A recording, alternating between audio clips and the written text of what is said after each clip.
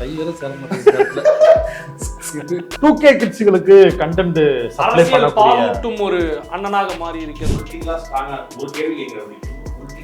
பொலிட்டிக்கலா இருப்பேன், கொஞ்சம் பயந்துராதீங்க. ஆமா ரொம்ப டஃப். நீங்க பதில் சொல்ல மாட்டேன்னு சொல்லிடக்கூடாது. மாடுகளை பாதுகாக்கிறோம் அப்படிங்கிற பேர்ல வந்து ஒரு கொலை நிகழ்த்துறாங்க. அதற்கு உங்களுடைய கருத்து என்ன சார் அப்படிங்கிற கேள்வி அங்க வரணும் இல்லையா? ஆனா அந்த கேள்வி எதுவுமே கேட்காம ஆமா சொல்லுங்க. ஓ அப்படியா சார், காது இங்க இருக்கு சார், இங்க இருக்கு சார். அது அவங்க கருத்து, இது இவங்க கருத்து. நான் நியூட்ரலா இருக்கேன். உங்க கருத்தை நீங்க கமெண்ட்ல சொல்லுங்க அப்படின்னு அவர் ஸ்பேஸ் கொடுக்குறாரு. நீங்க ஏன் தேவையில்லாம போட்டு அடிக்கிறீங்கன்றாங்க. கருத்தை பேசணும், அதுல நிலைப்பாடு என்னங்கிறத சொல்லணும். சொல்லலை அப்படின்னா அப்ப நீ வந்து அப்ரஸர் யாரோ அவன் கூட நிக்கிறதுக்கு அது சமம் அப்படின்னு நம்புறேன். நம்ம எலக்டோரல் பாண்டை பத்தி உங்ககிட்ட ஒரு கேள்வி இல்லையா? தனிப்பட்ட நபரா நீ ஒரு ஊடகம் நடத்துற, உனக்கு கீழே வந்து 70 லட்சம் பேர் இருக்காங்க பாக்குறாங்க அப்படின்னா என்னோட வாய்ஸா அங்க ஒருத்தன் போய் உட்கார்றான் அப்படின்னு நினைக்கிறேன். எல்லாத்தையும் கேள்வி கேட்கும்போது எல்லார் மனசுல இருக்கிற கேள்வியும் நீ கேட்கணும் இல்லையா? கோயம்புத்தூர்ல முயற்சி செய்த அண்ணாமலையை நீ ஏன் இப்படி மத கலவரத்தை தமிழ்நாட்டுல தூண்டுற முயற்சி பண்றீங்கன்னு எந்த கேள்வியும் இல்லாம அந்த குழந்தை அப்படி கையை அப்படி விரல பார்த்துக்கிட்டு எங்க வீட்டுக்குள்ள வந்து எங்க அம்மாவை கொண்டாங்க, எங்க அக்காவை கொண்டாங்க, எங்க பாட்டியை கொண்டாங்க, எங்க வீட்டுல இருக்க மாமா அங்கிள் எல்லாத்தையும் கொண்டாங்க. ஆனா கொல்லும் போது பெண்களை மட்டும் ட்ரெஸ்ஸை உருவி கொண்டாங்க, ஆண்களை அப்படி கொல்லல. யாரு கொண்டா? இந்துக்கு. இப்போ அண்ணாமலை அவர்களை நீ ஏன் பேட்டி எடுக்கிற? காது ஃப்ரீயா மதனுக்கு அறம் இல்லை அப்படிங்கிறது எனக்கு அந்த இன்டர்வியூல பார்க்கும்போது அருவருப்பா இருக்கு. அது கேவலமா இருக்கு. உனக்கு வந்து உனக்கு ஒருத்தர் வந்து ஒரு விஷயத்த சொல்றாரு, அதை பத்தி உனக்கு நீயே வீடியோ போட்டிருக்க, உனக்கே நல்லா தெரியுது. அப்படி தெரியலனாலும் உன் கூட வந்து எல்லாம் தெரிஞ்ச நண்பன் ஒருத்தர் இருப்பான், காமரேட்னு சொல்லக்கூடிய எவ்வளவு பேர் உங்க கூட சுத்தி இருக்கிறாங்க. உனக்கு வந்து அப்ப அதை பத்தி பேசுறதுக்கு உனக்கு தெரியல, உனக்கு அதை பத்தி சொல்லி கொடுக்குறதுக்கு எவனுக்கும் பிராணி இல்லைன்னா அப்புறம் எதுக்கு இன்டர்வியூ எடுக்கிற? அதாவது ஒரு பைத்தியம் அவார்டு வாங்கிருச்சு அப்படின்னா அதை விட பெரிய பைத்தியமா நம்ம இருக்கணும். இந்த பிஜேபி வந்ததுக்கு அப்புறம் எந்த இன்டெலக்சுவலுக்கு அவங்க அவார்டு கொடுத்துருக்காங்க? இந்த மாதிரி முட்டாள்தனமாக பேசக்கூடியவங்களுக்கு தான் அவார்டு. அது வெறும் முட்டாள்னு மட்டும் நான் பார்க்கல. அது முட்டாள்னா வந்து உங்களுக்கு அதை பற்றிய போதிய அறிவில்லை. நான் என்ன சொல்றது, வெல் இன்டென்ஷன்டு கன்னிங்கான ஒரு பிஹேவியர் தான் சொல்றேன். அந்த ரத்தக்கரை முடிஞ்ச அவார்டு உங்க கையில கிடைக்கும். ஜெனரேஷன் பசங்க இந்த மைக் இல்ல காமெடி சீரியஸான ரெண்டு பேரும் வச்சிருக்காருங்க. ஏதோ முக்கியமான கருத்தா இருக்கும், சொல்லுங்க ஐயா.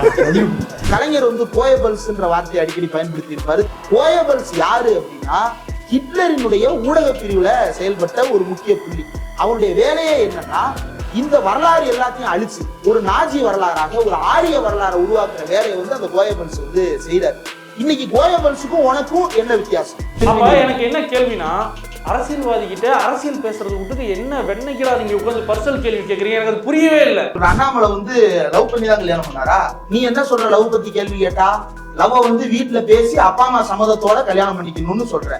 ஒருவேளை நீ லவ் பண்ண பொண்ணை வந்து உங்க அப்பா அம்மா ஏத்துக்கலன்னா இப்ப கல்யாணம் பண்ணி இருக்கிற அந்த அம்மா கழட்டி விட்டு போயிருப்பியா? இல்ல, அண்ணாமலை பற்றி கேட்கும் பொழுது நீங்க ஒண்ணு போட்டீங்க, உங்களை நம்பி நான் ட்வீட் போட்டேன், என் ஃபாலோவர்ஸ்ல நான் காலேஜ் போனேன், உங்களால நான் அசிங்கப்பட்டேன், அப்புறம் நீங்க மாத்தினீங்கன்னு சொல்லி போட்டாங்க. உண்மை என்ன? நீங்க ஏத்துனதான் ஒரிஜினல் வீடியோவா அல்லது இந்த கவர்மெண்ட் உங்களுக்கு எதாவது செயல்படுத்தாங்கன்னு கூட கேட்டுக்கலாம். அவரு அது வந்து கொஞ்சமாவது அறம் இருக்கிறவனாவது தானே கேட்பான். மண்டையில மூளைக்கு பதிலாக மலம் தான் இருக்கு, அதனால நீ கேட்க மாட்டேன். அதெல்லாம் கொஞ்ச நாளைக்கு முன்னாடி உதயநிதி ஸ்டாலின் புதிய தலைமுறைக்கு கார்த்திகை செல்வன் சார்கிட்ட கொடுத்த இன்டர்வியூவை போட்டு பார்த்து அண்ணாமலைக்கு இது பல்லுபடாம எடுத்த இன்டர்வியூன்னு சொல்ல தெரியும். இப்ப மதன் கௌரி எடுத்து போட்டிருக்க வீடியோவை மதன் கௌரி சேனல்ல பார்த்துட்டு அண்ணாமலை அதே கருத்தை சொல்லணும், இது ஒரு பல்லுபடாம எடுத்திருக்கிறாங்க இன்டர்வியூ அப்படின்னு. இது வழக்கால மொழி. அந்த பில் வந்து போலியான பில்லுங்கிறதெல்லாம் பில் போட்டு ரசீது இந்த கிணறு வாங்க ரசீது. மதன் கௌரி என்ன சொல்றாருன்னா 2K கிட்ஸ்களுடைய ரெப்ரசன்டேஷன் நானு அப்படின்னு அவர் சொல்றாரு. வீட்டுல 2K கிட்ஸ்கள் தான் செத்துக்கிட்டு இருக்காங்க, அவங்களுக்கு என்ன பதில்னு அண்ணாமலை கேட்டிருக்கணும்ல. எங்களுடைய உயிரே போனாலும் வீட்டை எடுக்க மாட்டோம், உயிரே போனாலும் வீட்டை எடுக்க மாட்டோம், உயிரே போனாலும் வீட்டை எடுக்க மாட்டோம். அங்கில் அண்ணாமலை ப்ளீஸ் டோன்ட் ஃபர்கெட் வந்து 2K கிட்ஸ் அப்படின்னு சொல்லிட்டு 3ஆம் கிளாஸ் 5ஆம் கிளாஸ் பிள்ளைங்களாம் போர்டு காட்டுறாங்க. மறக்க மாட்டேன், எல்லாத்துக்கும் எக்ஸாம் வைப்பேன், 4-5 போர்டு எக்ஸாம் வைப்பேன், ஃபெயிலாக வைப்பேன், உங்க குலத்தொழில பார்க்க வைப்பேன். பானை செஞ்சுக்கிட்டு இருப்போம், குழி வெட்டிக்கிட்டு இருப்போம், முடி வெட்டிக்கிட்டு இருப்போம், இந்த வேலையெல்லாம் நம்ம பார்க்கணும்னு உன் பிள்ளைக்கு அந்த எதிர்காலத்தை தான் நீ கொடுக்க போறேன்னு நினைச்சாங்க. எங்க அண்ணன் சீமான் கனவுன்றது உலகம். அப்ப சீமானம் இருக்க மாட்டாரு.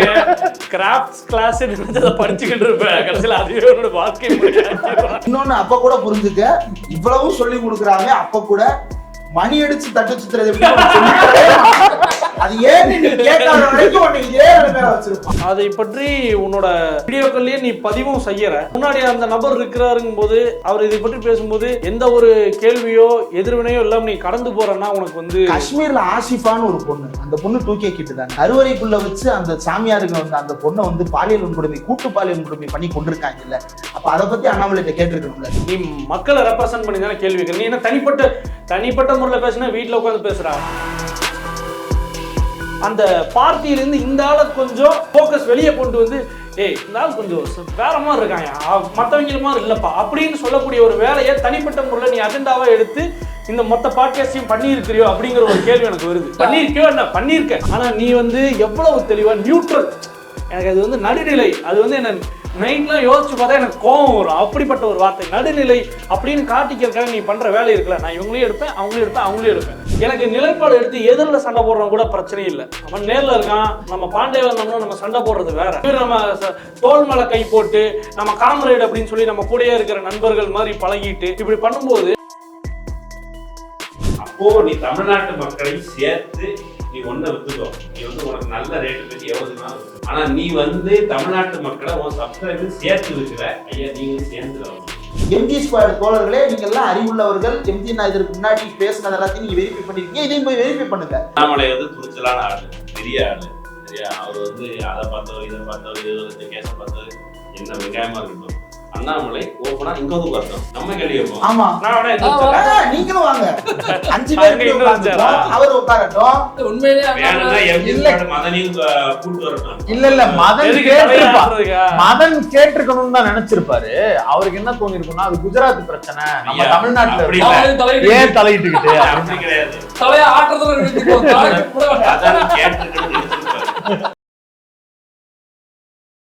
விபாசனா பண்ண ஒருத்தரால விபாசனா பண்ணதை பத்தி அந்த ஆள் பேசுறாரு, அது ஓகே.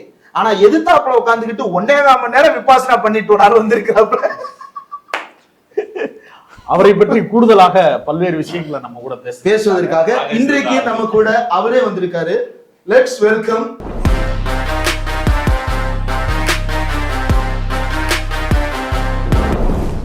அவரே அதுக்கு தப்பாயிரும் போது இது கை வேற சேர மாட்டேங்குது.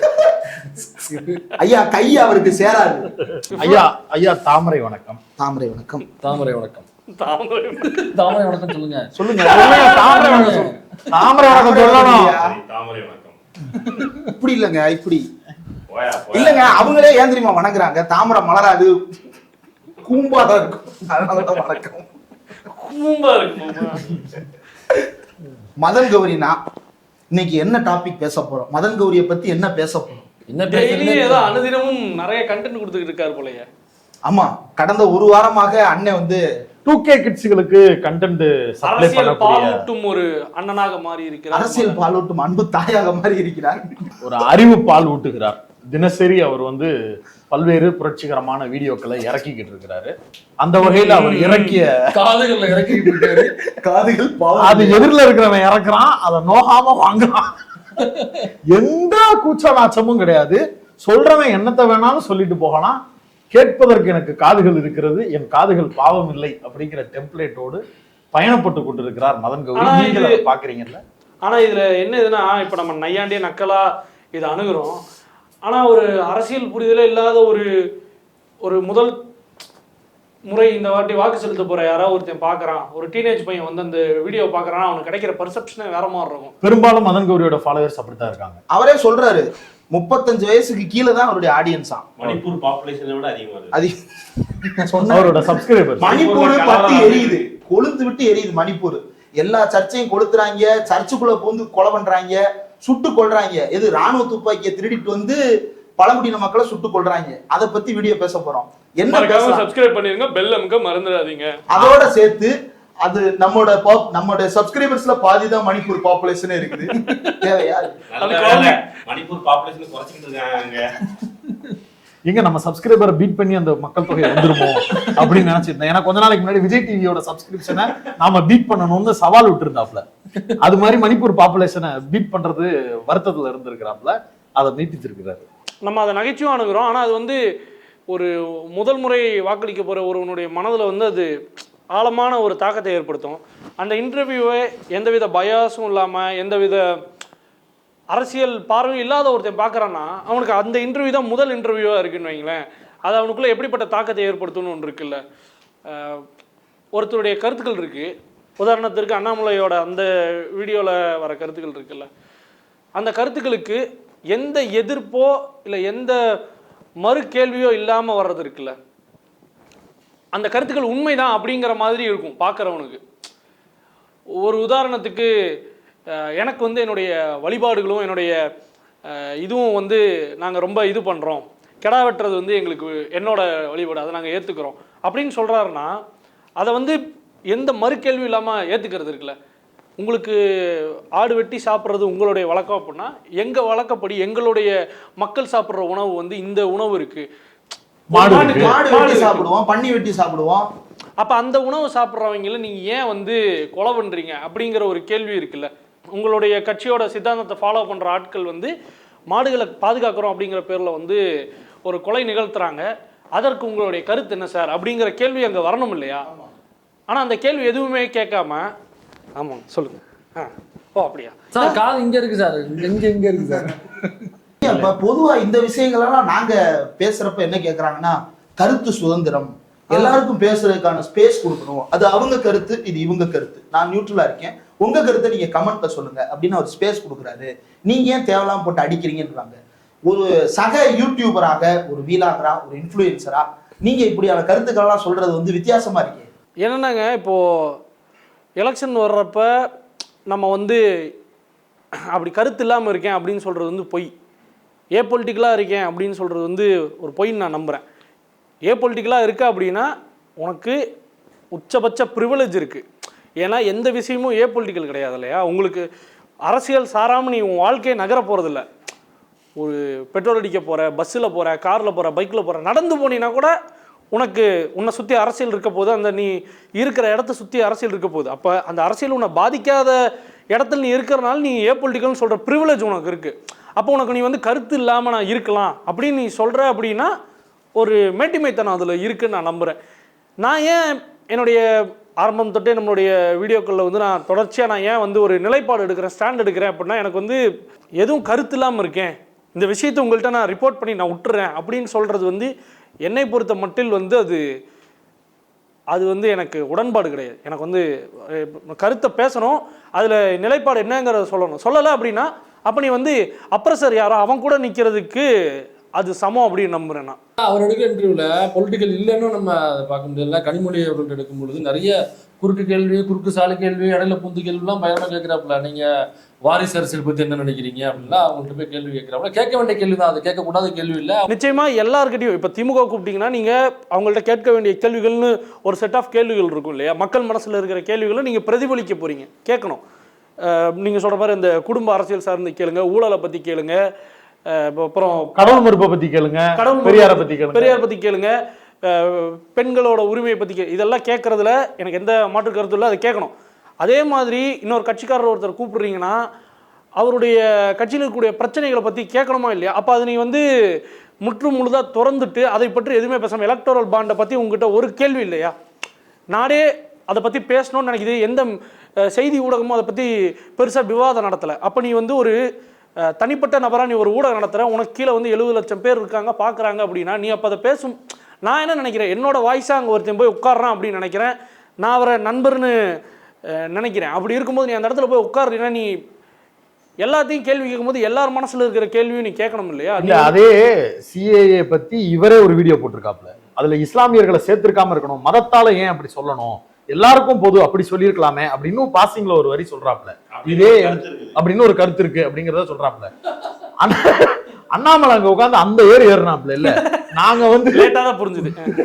இல்ல அவ்வளவு தூரம் சொல்றாப்ல. எங்களை பாருங்கன்னா நாங்க வந்து மதத்துக்கான கட்சின்னு சொல்றாங்க, நாங்க எங்கேயாச்சும் சிறுபான்மையினர்களுக்கு எதிராக பேசியிருக்கிறோமா, கிறிஸ்தவர்களுக்கு எதிராக பேசியிருக்கிறோமா, முஸ்லீம்களுக்கு எதிராக பேசியிருக்கிறோமான்னு சொல்றாப்லன்னா கொஞ்சம் மாசத்துக்கு முன்னாடி தானே ப்ரிப்பேர் பண்ணி நோட்ல எழுதி வச்சுக்கிட்டு கேமராவை போட்டு 70 லட்சம் பேருக்கு முன்னாடி அந்த ஆத்தின நாங்க வந்து 70 லட்சம்னா 1,40,00,000 காதுகள் இல்லையா. ஆமா, அவ்வளவு பேர் ஆத்துனா அந்த கேள்வி அவர்கிட்ட திருப்பி கேட்க கூடாதுன்னு எது தடுத்து சொன்னீங்க? அது கேள்வி கேட்க வேண்டிய ஒண்ணு தானே. அதை விடு, அப்ப அதை நான் வந்து பொலிட்டிக்கல் நான் அதை பார்க்கல. அப்ப அதுல உனக்கு ஒரு நோக்கம் இருக்கு, ஒரு பாலிடிக்ஸ் இருக்குது கண்டிப்பா. இன்னொரு இடத்துல 2K கிட்ஸ் உடைய ரெப்ரசன்டேஷன் யாரு சொல்லிக்கிறேன். 2K கிட்ஸ் போறதுக்கு இருங்க முன்னாடி 90s கிட்ஸ் அமைச்சர் இருங்க இல்ல 80s இருங்க சொல்றேன். இது வந்து ஒரு மாடல். இந்த மாடல் வந்து குஜராத் மாடல் தான். அதை தான் செய்யலாம். இதுக்கு முன்னாடி ஒருத்தர் செஞ்சார், அக்ஷய்குமார், அஜய் தேவ்கன், இவங்க 2 பேரையும் வச்சுதான் மோடியை லான்ச் பண்ணாங்க. இது நல்ல கம்பேரிசன் ஆக்சுவலா. லான்ச் பண்ணாங்க. லான்ச் பண்ணி ஒரு ஃபேமஸா இருக்கிற அன்னைக்கு வந்து சிங்கம் படம் அங்க ரிலீஸ் ஆகி ஃபேமஸா இருக்கிறோன்னு அஜய் தேவ்கனை கூப்பிட்டு வச்சு கூகுள் மீட்ல மோடியை லான்ச் பண்ணாங்க. எந்த மோடியை? குஜராத்ல படுகொலைக்கு காரணமாக இருந்தார். அவர் காங்கிரஸ் எம்பி ஃபோன் பண்ணி கேட்டு கூட உதவி செய்யல. போலீஸை வந்து போங்க அவங்களுடைய கோபத்தை வெளிப்படுத்த மக்களை அனுமதிங்கன்னு சொன்ன அந்த மோடி மேல குற்றச்சாட்டு இருந்த மோடியை நார்மலைஸ் பண்றதுக்கு அவர் ஒரு நார்மல் லீடர், யூத்தோட லீடர் அப்படின்னு சொல்லி கூகுள் மீட்ல அவரை பிரசன்ட் பண்றாங்க. அதையே இங்க அண்ணாமலை. ஆக்சுவலி மோடிக்கு இன்னொன்று இருக்குது. மோடி வந்து அந்த ஃபேக் என்கவுண்டர், சொராபுதீன் ஷேக் ஃபேக் என்கவுண்டர்ல இருந்து பல்வேறு விஷயங்கள் வந்ததுக்கு பிறகு, முதலாளிகள்லாம் கண்டிச்சதுக்கு பிறகு மோடியை நார்மலைஸ் பண்றது. அண்ணாமலை எந்த பின்புலத்துல வராது. அண்ணாமலை வந்து கர்நாடக சிங்கம் இல்ல திருச்சியில, திருச்சி அரியலூர் பகுதியில் ஒரு மத கலவரத்தை தூண்டுவதற்கான முயற்சி, அந்த வேலையை செஞ்ச அண்ணாமலை தொடர்ச்சி கோயம்புத்தூர்ல நடத்த ஒரு அந்த சிலிண்டர் வெடிப்பு அப்படின்னு சொல்றாங்க, குண்டு வெடிப்பு, வாட் எவர் இட் இஸ், அதை வைத்து எப்படியாவது மத கலவரத்தை தூண்டிடலான்னு கோயம்புத்தூர்ல முயற்சி செய்த அண்ணாமலைய நீ ஏன் இப்படி மத கலவரத்தை தமிழ்நாட்டுல தூண்டுற முயற்சி பண்றீங்கன்னு எந்த கேள்வியும் இல்லாம, நான் செக்குலர், நாங்க வந்து முஸ்லிம்களுக்கு ஆதரவாக இருக்கிறோம், எனக்கு எல்லா வழிபாடும் முக்கியம், இந்தியாவில் ஒரே கலாச்சாரம் என்பதில் எனக்கு உடன்பாடு இல்லை, பல கலாச்சாரம் உண்டு, பல கிராமங்களின் கலாச்சாரம் சொல்ற முன்னாடி நீ தலையாட்டிட்டு உட்காந்துருக்கா, நீ அண்ணாமலையை நார்மலைஸ் பண்றதுக்காக ஒரு பொலிட்டிக்கல் இன்டர்வியூ எடுத்திருக்க. இவரு சொன்ன அந்த குஜராத் கலவரத்தை பத்தின அந்த டாக்குமெண்ட்ரி வந்தது இல்லைங்களா, பிபிசி, அந்த டாக்குமெண்ட்ரி, பிபிசியுடைய அந்த டாக்குமெண்ட்ரி வர்றப்ப நம்ம இதே மதன் அண்ணா வந்து வீடியோ போடுறாரு. என்ன போடுறாருன்னா, டேய் உனக்கு என்னடா எங்க நாட்டு பிரச்சனையில தலையிடுற, நீ வெளியே போய், எங்க நாட்டு பிரச்சனையை நாங்க பாத்துக்கிறோம்னு போட்டேன் இந்த பையன். அடுத்த மாசமே உக்ரைன்ல என்ன நடக்குது தெரியுமா? அடுத்த மாசமே இல்ல, அதுக்கு முன்னாடில இருந்து அதான் போட்டுக்கிட்டு இருக்கான் டெய்லி அப்டேட்னு. அப்போ உனக்கு வந்து மக்கள் கொல்லப்படுறதுக்கு இங்க வந்து நீதி கிடைக்கலன்னு சொல்லி வேற எவனோ வந்து பேசுறான். எனக்கு அதை பார்க்கும்போது சங்கடமா இருக்கு, எனக்கு அதை பார்க்கும்போது அசிங்கமா இருக்கு. என்னடா இப்படி இவ்வளோ வருடங்களுக்கு அப்புறமும் நீதி கிடைக்காம இருக்கே அப்படின்னு சொல்லி நமக்கு வருத்தமா இருக்கு. ஆனால் அந்த சமயத்தில் ஒருத்தர் வந்து தன்னோட தேசத்தோட பற்றை காட்டுறேன்னு சொல்லிட்டு வெளிநாட்டு ஊடகத்துக்கு இங்கே என்னடா வேலை, உனக்கு உள்நோக்கம் இருக்கு அப்படின்னு பேசுறது வந்து எனக்கு மனிதத்தன்மையற்ற ஒரு செயல். அது வெறும் பிரிவிலேஜ் மட்டும் கிடையாது, உள்நோக்கத்தோட யோக்கியதை இருக்குன்னா, குஜராத்ல இருந்து ஐ திங்க் ஷர்மா நினைக்கிற ஒரு பேர், முழு பேர் நினைவு இல்லை, அவர் வந்து குஜராத் படுகொலைகளை பற்றி ஒரு ஆவணப்படம் எடுத்திருக்காரு. அது ஹிந்தியில் வந்து சப்டைட்டிலோட ஆன்லைன்ல இருக்கு. அந்த படத்துல மதன் வந்து விரலுக்கு ஃபேமஸ் இல்லையா, அதே மாதிரி விரலோட வச்சுக்கிட்டு ஒரு குழந்தை பேசும். அந்த குழந்தை அப்படி கையை அப்படி விரலை பார்த்துக்கிட்டு, எங்க வீட்டுக்குள்ள வந்து எங்க அம்மாவை கொண்டாங்க, எங்க அக்காவை கொண்டாங்க, எங்க பாட்டியை கொண்டாங்க, எங்க வீட்டில் இருக்கிற மாமா அங்கிள் எல்லாத்தையும் கொண்டாங்க, ஆனா கொல்லும் போது பெண்களை மட்டும் ட்ரெஸ்ஸை உருவி கொண்டாங்க, ஆண்களை அப்படி கொல்லலை, யார் கொண்டா, இந்துக்கு அப்படின்னு அவன் விரலை பார்த்துக்கிட்டே அவனுக்கு அந்த துக்கத்தை வெளிப்படுத்துறது இல்லை. ஆனா ஆள் மனதில் ஒரு பெரிய ட்ராமா இருக்கு. அந்த சின்ன குழந்தை இவ்வளவுதான் இருக்கும். அந்த குழந்தை சொல்றது ஃபர்ஸ்ட் ஷாட் அந்த குழந்தை பேசதான் ஆகும். நீயும் விரலை வச்சுக்கிட்டு என்ன இது எம்ஜி ஸ்குவாட். ஆக்சுவலி இந்தியா முழுக்க பிஜேபி ஒரு ஸ்குவாட் அமைக்க தயாராகுது. அங்க வந்து நீங்க இந்த ராணுவத்துக்கு ஏதோ ஒன்று பேர் அக்னிபாத், அதே மாதிரி ஒரு மிலிட்ரி சமூகத்தை உருவாக்குறதுக்கான முயற்சி பண்ணுது. எம்ஜி ஸ்குவாட்னு வச்சிருக்க, உன் ஸ்குவாட்ல இருக்கிற ஆளையும் கூட இப்படி ஒரு ஸ்குவாடா மாத்துறதுக்கு அடமானம் வைக்கிற நீ அவங்கள்ட்ட அண்ணாமலை இம்போஸ் பண்ற. நீ ஹிந்தி இம்போஷன் பத்தி பேசுற, நீ அண்ணாமலை இம்போஸ் பண்ற. இதுல இன்னொரு விஷயம் என்னன்னாங்க, இப்போ அண்ணாமலை அவர்களை நீ ஏன் பேட்டி எடுக்கிற?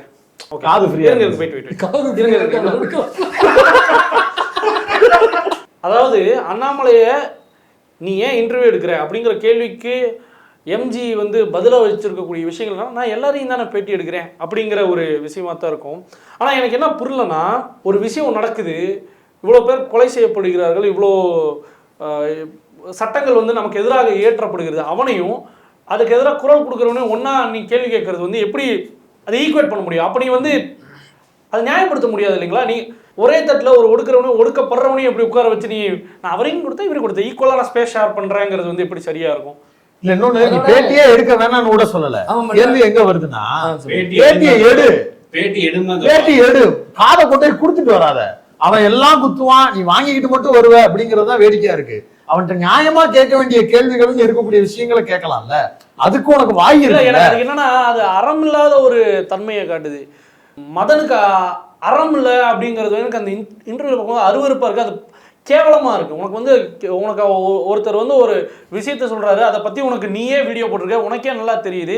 அப்படி தெரியலனாலும் உன் கூட வந்து எல்லாம் தெரிஞ்ச நண்பன் ஒருத்தர் இருப்பான் இல்லைங்களா? அப்ப காம்ரேடுன்னு சொல்லக்கூடிய எவ்வளவோ பேர் உங்க கூட சுத்தி இருக்கிறாங்க. உனக்கு வந்து அப்ப அதை பத்தி பேசுறதுக்கு உனக்கு தெரியல, உனக்கு அதை பத்தி சொல்லி கொடுக்குறக்கு எவனுக்கும் திராணி இல்லைன்னா அப்புறம் எதுக்கு இன்டர்வியூ எடுக்கிற?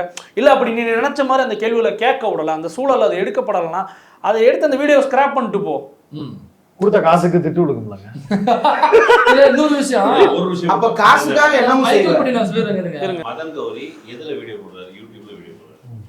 யூடியூப்ல வீடியோ போடுவதற்கு எதிராக ஒரு சட்டத்தை பிஜேபி கொண்டு வருது. நீ வேற எதுவும் கேட்க வேண்டாம்.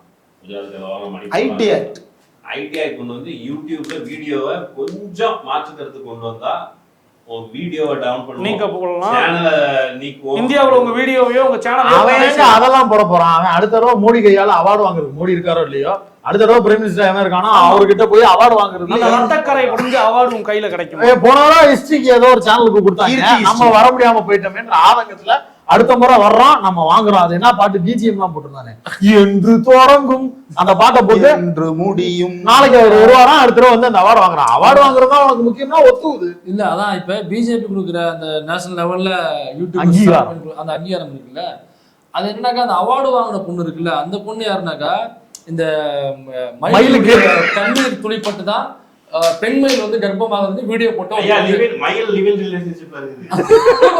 அதுல கர்ப்பமாகிறது தான் மயில், அப்படியே வீடியோ போட்ட ஒரு பொண்ணு அதுக்கு தான் கொடுத்துருக்காங்க. அந்த அவார்டுக்கு தான் தலைவன் ட்ரை பண்றாப்புல. அதாவது ஒரு பைத்தியம் அவார்டு வாங்கிருச்சு அப்படின்னா அதை விட பெரிய பைத்தியமா நம்ம இருக்கணும். நான் இப்ப என்ன சொல்றேன்னாக்கா, ஒரு முட்டாளுக்கு கொடுக்கப்பட்ட ஒரு அவார்டு, அந்த மேடைங்கிறது முட்டாள்களுக்கான மேடை. இந்த பிஜேபி வந்ததுக்கு அப்புறம் எந்த இன்டலெக்சுவலுக்கு அவங்க அவார்டு கொடுத்துருக்காங்க? இந்த மாதிரி முட்டாள்தனமாக பேசக்கூடியவர்களுக்கு தான் அவார்டு. இவர் அதுக்கு தான் போட்டி போடுறாப்புல. ஆனா அது வெறும் வாங்கிட்டான், நான் நிரூபிக்கிறேன், அடிமுட்டாள் நான் நிரூபிச்சு அடுத்த பேர் அவார்டு வாங்குறது. ஒரு முட்டாளுக்கும் அடிமுட்டாளுக்கும் நடக்கிற போட்டி தான் இப்ப நடந்துகிட்டு இருக்கு. அதுலதான் இன்னொரு அடிமுட்டாள பேர் வெற்றி எடுத்து வந்திருக்காப்புல. அது வெறும் முட்டாள்னு மட்டும் நான் பார்க்கலாம். அது முட்டாள்னா வந்து உங்களுக்கு அதை பற்றி போதிய அறிவில்லை. நான் என்ன சொல்றது, வெல் இன்டென்ஷன்டு கன்னிங்கான ஒரு பிஹேவியர் தான் சொல்றேன். உங்களுக்கு அப்படி வந்து அந்த அவார்டுக்காக இப்படிப்பட்ட மத வெறுப்புரை விஷயங்களை வந்து மக்களிடையே பரவுறத வந்து நீ சகிச்சுக்கிட்டு உனக்கு அந்த அவார்டுக்காக நீ வந்து அங்கே அந்த இடத்துல சில கேள்விகளை கேட்காம நகருவ, மண்டை இப்படி இப்படி ஆட்டிட்டு வருவேன்னா அது வெறும் முட்டாள்தனம் கிடையாது, அது தெளிவான என்ன சொல்லுவாங்க, அயோக்கியத்தனம். அது மனதளவுல ஒரு கன்னிங்னஸ் இருந்தா தான் பண்ண முடியும். ஜெனரேஷன் பசங்க இந்த மைக் இல்ல காமெடி சீரியஸான ரெண்டு பெண்ணு வச்சிருக்காருங்க, ஏதோ முக்கியமான கருத்தா இருக்கு, சொல்லுங்க ஐயா. ரெண்டு பேரால வச்சிருக்காப்புல, கரெக்டா. அது வெறும் மூடி பாஸ். சரி சரி சொல்லுங்க. ஓகே, வயரு கனெக்ஷன் போங்க. ஃப்ரேம் வரைக்கும் தான் இருக்கு. இத நார்மலைஸ் பண்றது இருக்குல்ல, சமீபத்துல நெட்ஃபிளிக்ஸ்ல ஒரு டாக்குமெண்ட்ரி வந்தது ஐன்ஸ்டீன் பத்தி. அது ஃபுல் அண்ட் ஃபுல் வந்து ஐன்ஸ்டீன் வந்து தன்னுடைய பயோகிராஃபில, தன்னுடைய லெட்டர்ஸ்ல, தன்னுடைய வெப்ஸ்ல என்னென்னலாம் எழுதினாரோ அது எல்லாத்திலிருந்தும் ஐன்ஸ்டீனுடைய வார்த்தைகளே எடுத்து ஐன்ஸ்டீனை கிரானாலஜிக்கலா ஆர்டர் பண்ணி, அவர் எழுதினதை ஆர்டர் பண்ணி ஒரு பயோகிராஃபி எடுத்திருந்தாங்க. அதுல இருக்கிற from the start to from the end conclusion வரைக்கும் எல்லா வார்த்தைகளும் அவர் பயன்படுத்தின வார்த்தைகள். அதுல அவர் வந்து ஒரு விஷயத்தை குறிப்பிட்டிருப்பாரு. அவர் வந்து நிறைய அறிவியல் ஆய்வுகளில் ஈடுபடுறாரு, அந்த ஆய்வுகளை அவர் நிரூபிக்கிறாரு, உலக அறிவியல் அவரை ஏற்றுக்கொள்கிறது. அப்போ இவரை டிஸ்கிரெடிட் பண்ணணும். யாரு? நாசி அப்பதான் அப்ரைஸ் ஆகிட்டு இருக்கு. ஐன்ஸ்டீனுடைய உச்சகட்ட காலகட்டத்தில் தான் வந்து அங்க ஜெர்மனியில வந்து நாசியினுடைய படை வந்து எழுச்சி பெற்று கொண்டிருக்கிறது, ஹிட்லருடைய வெறுப்பு பிரச்சாரம் எழுச்சி பெறுகிறது. அப்ப இருக்கிற அறிவியல் சமூகம் வந்து அதை பார்த்து பெரிய பயத்துல இருக்குது. அப்ப இந்த ஹிட்லருடைய நாசி படையிலே என்ன பண்றாங்க அப்படின்னா, அவங்க ஒரு சயின்டிஸ்ட் குரூப் மாதிரி ஃபார்ம் பண்ணி ஒரு 100 பேர் சேர்ந்து ஐன்ஸ்டீனுக்கு எதிராக ஒரு லெட்டர் ஒன்று எழுதுறாங்க. ஐன்ஸ்டீனுடைய ஆய்வுகள் தப்பு அப்படின்னு சொல்லிட்டு. இதை பத்தி ஐன்ஸ்டீன் கேட்கும் போது, இதை சேர்ந்து அடிக்கிறதுக்கு 100 பேர் தேவையில்லை, என்னுடைய ஆய்வு தப்புனா யாராவது ஒருத்தர் சொன்னா போதும் அப்படின்னு அவர் ஜெர்மனியில வச்சே சொல்லிட்டு அந்த எதிர்ப்புகளை சம்பாதித்ததன் காரணமாக அவர் நாட்டுக்குள்ளே இருக்க விடாத நிலை ஏற்பட்டு அவர் நாடு இடத்த வெளிநாடுக்கு போயிடுறாரு. உள்ளுக்குள்ள வந்தா உயிருக்கு ஆபத்து அப்படின்ற அடிப்படையில அவர் வெளிநாட்டுக்கு கிளம்பின அடுத்த மாதமே வந்து அவருடைய வீடுகள் எல்லாம் சூறையாடப்படுது, எல்லாமே வந்து கொடும்பன் காக்கப்படுகிறது. இவர் வெளிநாட்டுக்கு போயிடுறாரு. இப்ப இந்த ஊருக்குள்ள என்ன நடக்குது அப்படின்னா, இந்த நாசி படை வந்து இந்த கீர்த்தி ஹிஸ்டரி வகைராக்கள் இருக்குல்ல, இதே மாதிரியான வகைராக்களை வச்சு அவன் என்ன பண்றான், டெக்ஸ்ட் புக் ரெடி பண்றான், அதை வச்சு மீடியா நரேஷன் ரெடி பண்றான். கலைஞர் வந்து கோயபல்ஸ்ன்ற வார்த்தையை அடிக்கடி பயன்படுத்தி இருப்பாரு. திமுக பிரச்சாரங்கள்ல கேட்க முடியும், கோயபல்ஸ் பிரச்சாரம் கோயபல்ஸ் யாரு அப்படின்னா ஹிட்லரினுடைய ஊடக பிரிவுல செயல்பட்ட ஒரு முக்கிய புள்ளி. அவனுடைய வேலையே என்னன்னா இந்த வரலாறு எல்லாத்தையும் அழிச்சு, ஜெர்மனிக்குன்னு ஒரு வரலாறு இருக்கிறது, முதலாம் உலக போருக்கு முன்னாடி ஜெர்மனிக்குன்னு ஒரு வரலாறு இருக்கிறது, இரண்டாம் உலக போருக்கு முதல் உலக போருக்கு இடையில ஜெர்மனிக்குன்னு ஒரு வரலாறு இருக்கு, அது எல்லாத்தையும் அழிச்சிட்டு ஒரு நாஜி வரலாறாக ஒரு ஆரிய வரலாறை உருவாக்குற வேலையை வந்து அந்த கோயபல்ஸ் வந்து செய்யறாரு. இன்னைக்கு கோயபல்ஸுக்கும் உனக்கும் என்ன வித்தியாசம்? ஐன்ஸ்டீன் வெளிநாட்டுக்கு போயிட்டு அங்க இருந்து எழுதுறாரு, எப்படியாவது ஜெர்மனியில இருக்கக்கூடிய ஜெர்மானியர்களை காப்பாற்றணும் அப்படின்றதுக்காக வெளிநாட்டுக்கு போய் கடிதம் எழுதுறாரு. இன்னைக்கு துருராத்தின்னு ஒருத்தர் இருக்கிறார், எந்த ஜெர்மனியில ஹிட்லருடைய ஒடுக்குமுறை நடந்தோ அந்த ஜெர்மனி இன்னைக்கு இந்தியாவை கண்டிக்குது. அந்த ஜெர்மனியில இருந்து இன்னைக்கு துருராத்திய வீடியோ போட்டுட்டு இருக்கிறாரு. இப்ப அவரை வந்து துருவராத்தி ஜெர்மனியில் இருக்கிறதுனாலதான் வீடியோ போடுறாருன்னு எனக்கு லைட்டா ஆஸ்வாசமாவும் இருக்கு. உண்மைதான். ஆனா ஏன்னா இங்க பேசுறதுக்கு அவ்வளவு ஒரு பயம் இருக்கிறது, இங்க ஒரு அரசியல் கருத்தை பதிவுறதுக்கு ஒரு பயம் இருக்கு. ஐயா நீங்க வடக்குல இருந்துகிட்டு இப்படி யோசிச்சா கூட புரிஞ்சுக்க முடியுங்கயா. மதன் கௌரிக்குலாம் என்ன கேடு? தமிழ்நாட்டுல தானே இருக்க, நல்ல சோறு தானே இங்க குடுக்குறாங்க, இந்த அரசாங்கம் நல்லா தானே இருக்கு. வக்கனையா எல்லாரும் முன்னாடியும் கேள்வி கேட்கும் போது இந்தியா முழுக்க எல்லா ஊருக்கும் நான் போய் பார்த்துட்டேன், இங்கதான் ரோடு நல்லா இருக்கு, இங்க இருக்கக்கூடிய கட்சிகள் தான் நல்லா இருக்குன்ற கேள்வி எல்லாம் முன்வைக்க தெரியுது இல்ல. பேசுவதற்கான சுதந்திரத்தையும் உரிமையவும் உனக்கான பாதுகாப்பையும் இங்க இருக்கக்கூடிய தமிழ்நாடு வழங்கிதானே இருக்கு. கருத்தை உனக்கிட்ட வெளிப்படையாவே கேட்கறதுக்கு துப்பு இருக்குல்ல, ஆனாலும் நீ கேட்க மாட்டேன்றதுதானே கேள்வியா இருக்கு. அதை சொல்ல போனோம்னா இதை கேட்கறதே தப்பு. நீங்க வந்து மதன் கௌரிய ஆரம்பத்திலேயே அந்த சிசுவை நீங்க சிதைக்கிறீங்க. எது அது? சிசு அதை நம்ம சிதைக்கிறோமா? சிசுனாக்கா பேசாம ஒரு பால் டப்பி வாங்கிட்டு வாயில வச்சுட்டு ஓரமா உட்காருன்ற சிசுக்கு இங்க என்ன வேலை? இல்ல, பால் டப்பிய வாங்கி வைக்கிறாப்ல, யார்கிட்ட வாங்கி அவர் வச்சுக்கிட்டு இருக்காப்ல, அதுதான் கேள்வியா இருக்கு. அவர் வச்சுட்டா பரவாயில்லைங்க, 70 லட்சம் சப்ஸ்கிரைபர் வாயில வைக்கிறாரு. அப்ப எனக்கு இதுல எனக்கு முக்கியமான கேள்வினா, ஒரு சிசு அவருக்கு ஒன்றும் தெரியல அப்படிங்கிற ஒரு விமர்சனம் வைக்கப்படுதுல.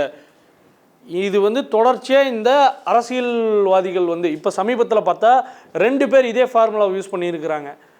அன்புமணி அவர்களும் இதே மாதிரி பண்ணியிருக்கிறாரு. அப்புறம் இப்போ அண்ணாமலை, சீமான் அவர்களும் இதே பண்றாங்க. என்ன பண்றாங்கன்னா, ஒரு இன்ஃப்ளூயன்சர் மீட்டப் அப்படின்னு ஒன்று வைக்கிறது, இன்ஃப்ளூயன்சர்களை இவங்க கூட பழக விடுறது, கேள்வி கேட்க விடுறது. அது என்ன மாதிரியான கேள்விகள்? ஃப்ரெண்ட்ஷிப்பை பற்றி நீங்கள் என்ன சார் நினைக்கிறீங்க? காலேஜ் லைஃப்பில் ஒரு காதல், அதை பற்றி, இந்த மாதிரியான ரொம்ப ஜனரஞ்சகமான அரசியலுக்கும் இவருக்கும் தொடர்பு இல்லாத ரேண்டம் கேள்வி. அரசியல்வாதியை கூப்பிடுற, நீ கூப்பிட்டு கேட்க வேண்டிய கேள்வி, உன்னோட திட்டம் என்ன, உன்னோட சாதியை வச்சு இயங்குற அரசியல் வந்து அதை நீங்கள் எப்படி பார்க்குறீங்க, நீ மதத்தை வச்சு பிரிவினை பேச போறியா, இது என்ன பண்ண போற, இந்த மாதிரியான இப்போ எங்களுக்கு வந்து கல்வி திட்டத்தில் எங்களுக்கு மாநில உரிமைகள் பறிக்கப்படுது, அதை பற்றி உன்னோட கேள்வி, இந்த மாதிரி கேள்விகள் கேட்கணும் இல்லையா? ஆனால் இந்த மாதிரி ஆட்களை கூப்பிட்டு பர்சனல் லைஃப்பை பற்றி பேசிக்கிறது. உங்கள் காலேஜ் லைஃப்பை பற்றி சொல்லுங்கள் சார். அப்போ எனக்கு என்ன கேள்வினா, அரசியல்வாதி கிட்ட அரசியல் பேசுறது விட்டுட்டு என்ன வெண்ணைக்கிடா நீங்க உட்காந்து பர்சனல் கேள்வி கேட்குறீங்க? எனக்கு அது புரியவே இல்லை. இல்ல, இந்த பர்சனல் கேள்வியிலையுமே இப்ப அண்ணாமலை என்ன சொல்ற, அண்ணாமலை வந்து லவ் பண்ணி தான் கல்யாணம் பண்ணாரா? அப்படிதான் லவ் பண்ணி தான் கல்யாணம் பண்ணாதான் சொல்லிக்கிறாரு. நீ என்ன சொல்ற? லவ் பத்தி கேள்வி கேட்டா லவ் வந்து வீட்டுல பேசி அப்பா அம்மா சம்மதத்தோட கல்யாணம் பண்ணிக்கணும்னு சொல்ற. ஒருவேளை நீ லவ் பண்ண பொண்ணை வந்து உங்க அப்பா அம்மா ஏத்துக்கலன்னா இப்ப கல்யாணம் பண்ணி இருக்கிற அந்த அம்மா கழட்டி விட்டு போயிருப்பியா? அப்படின்ற கேள்வி ரொம்ப கேஷுவலான கேள்வி தானே, ரிலேஷன்ஷிப் கொஸ்டின்ல. அதையாவது கேட்டிருக்கணும்ல. அதையுமே கேட்காம தவிர்க்கிறது அப்படின்றதுதான் வந்து வாயில பால்டப்பா வச்சுட்டு தெரியுது. தவிர்க்கிறது மட்டும் இல்ல, அதை அவர் அக்செப்ட் பண்றாரு. ஒரு 2K ஜெனரேஷன் அவர் சேனலை பார்க்கலாம். 2K ஜெனரேஷன்ல அவர் ஃபாலோவர்ஸா இருக்கிறவங்க பூரா போய் காரி துப்பணும். காதல் குறித்தான பார்வை, காதல் தலைமுறை பாமகவை ஏன் கழுவி ஊத்துறோம்? தலைமுறை அப்படிதானே இருக்கும், அவங்க மெல்லதான் வருவாங்க. நாம தான் முன்னாடி போவோம். தலைமுறையை வந்து 4 பேருக்கு முன்னாடி போகணும்.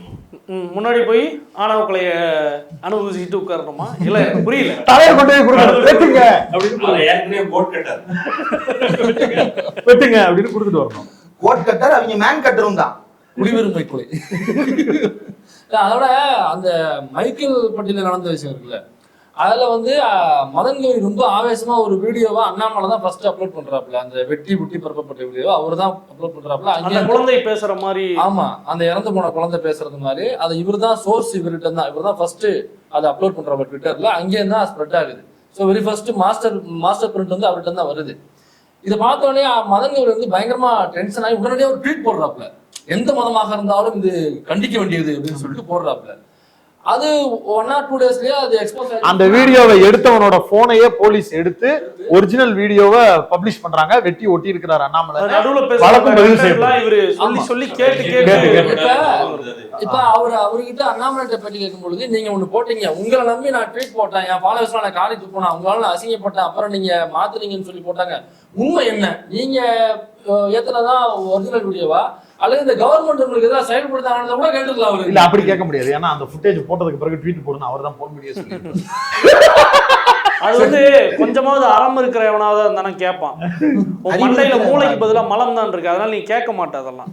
நீங்க ஆரம்பத்துல சொன்னீங்க எலக்ட்ரல் பாண்ட் பத்தி கேட்கல, இதை பத்தி கேட்கல. அவர் சொல்றாரு வடக்க வந்து வளரல, இங்க வளர்ந்துருக்கு அப்படின்னு சொல்லும்போது அதுக்கு பதிலா இந்த ஆள் சொல்றார் இது சொல்லணும். அண்ணாமலை வந்து திராவிடியன் பாலிடிக்ஸ் இரலவெண்ட் ஆயிடுச்சு, அது பொருந்தாது, 1930s 20s இருந்ததுதான் அப்படின்னு சொல்லி வார்த்தை சொல்றாரு.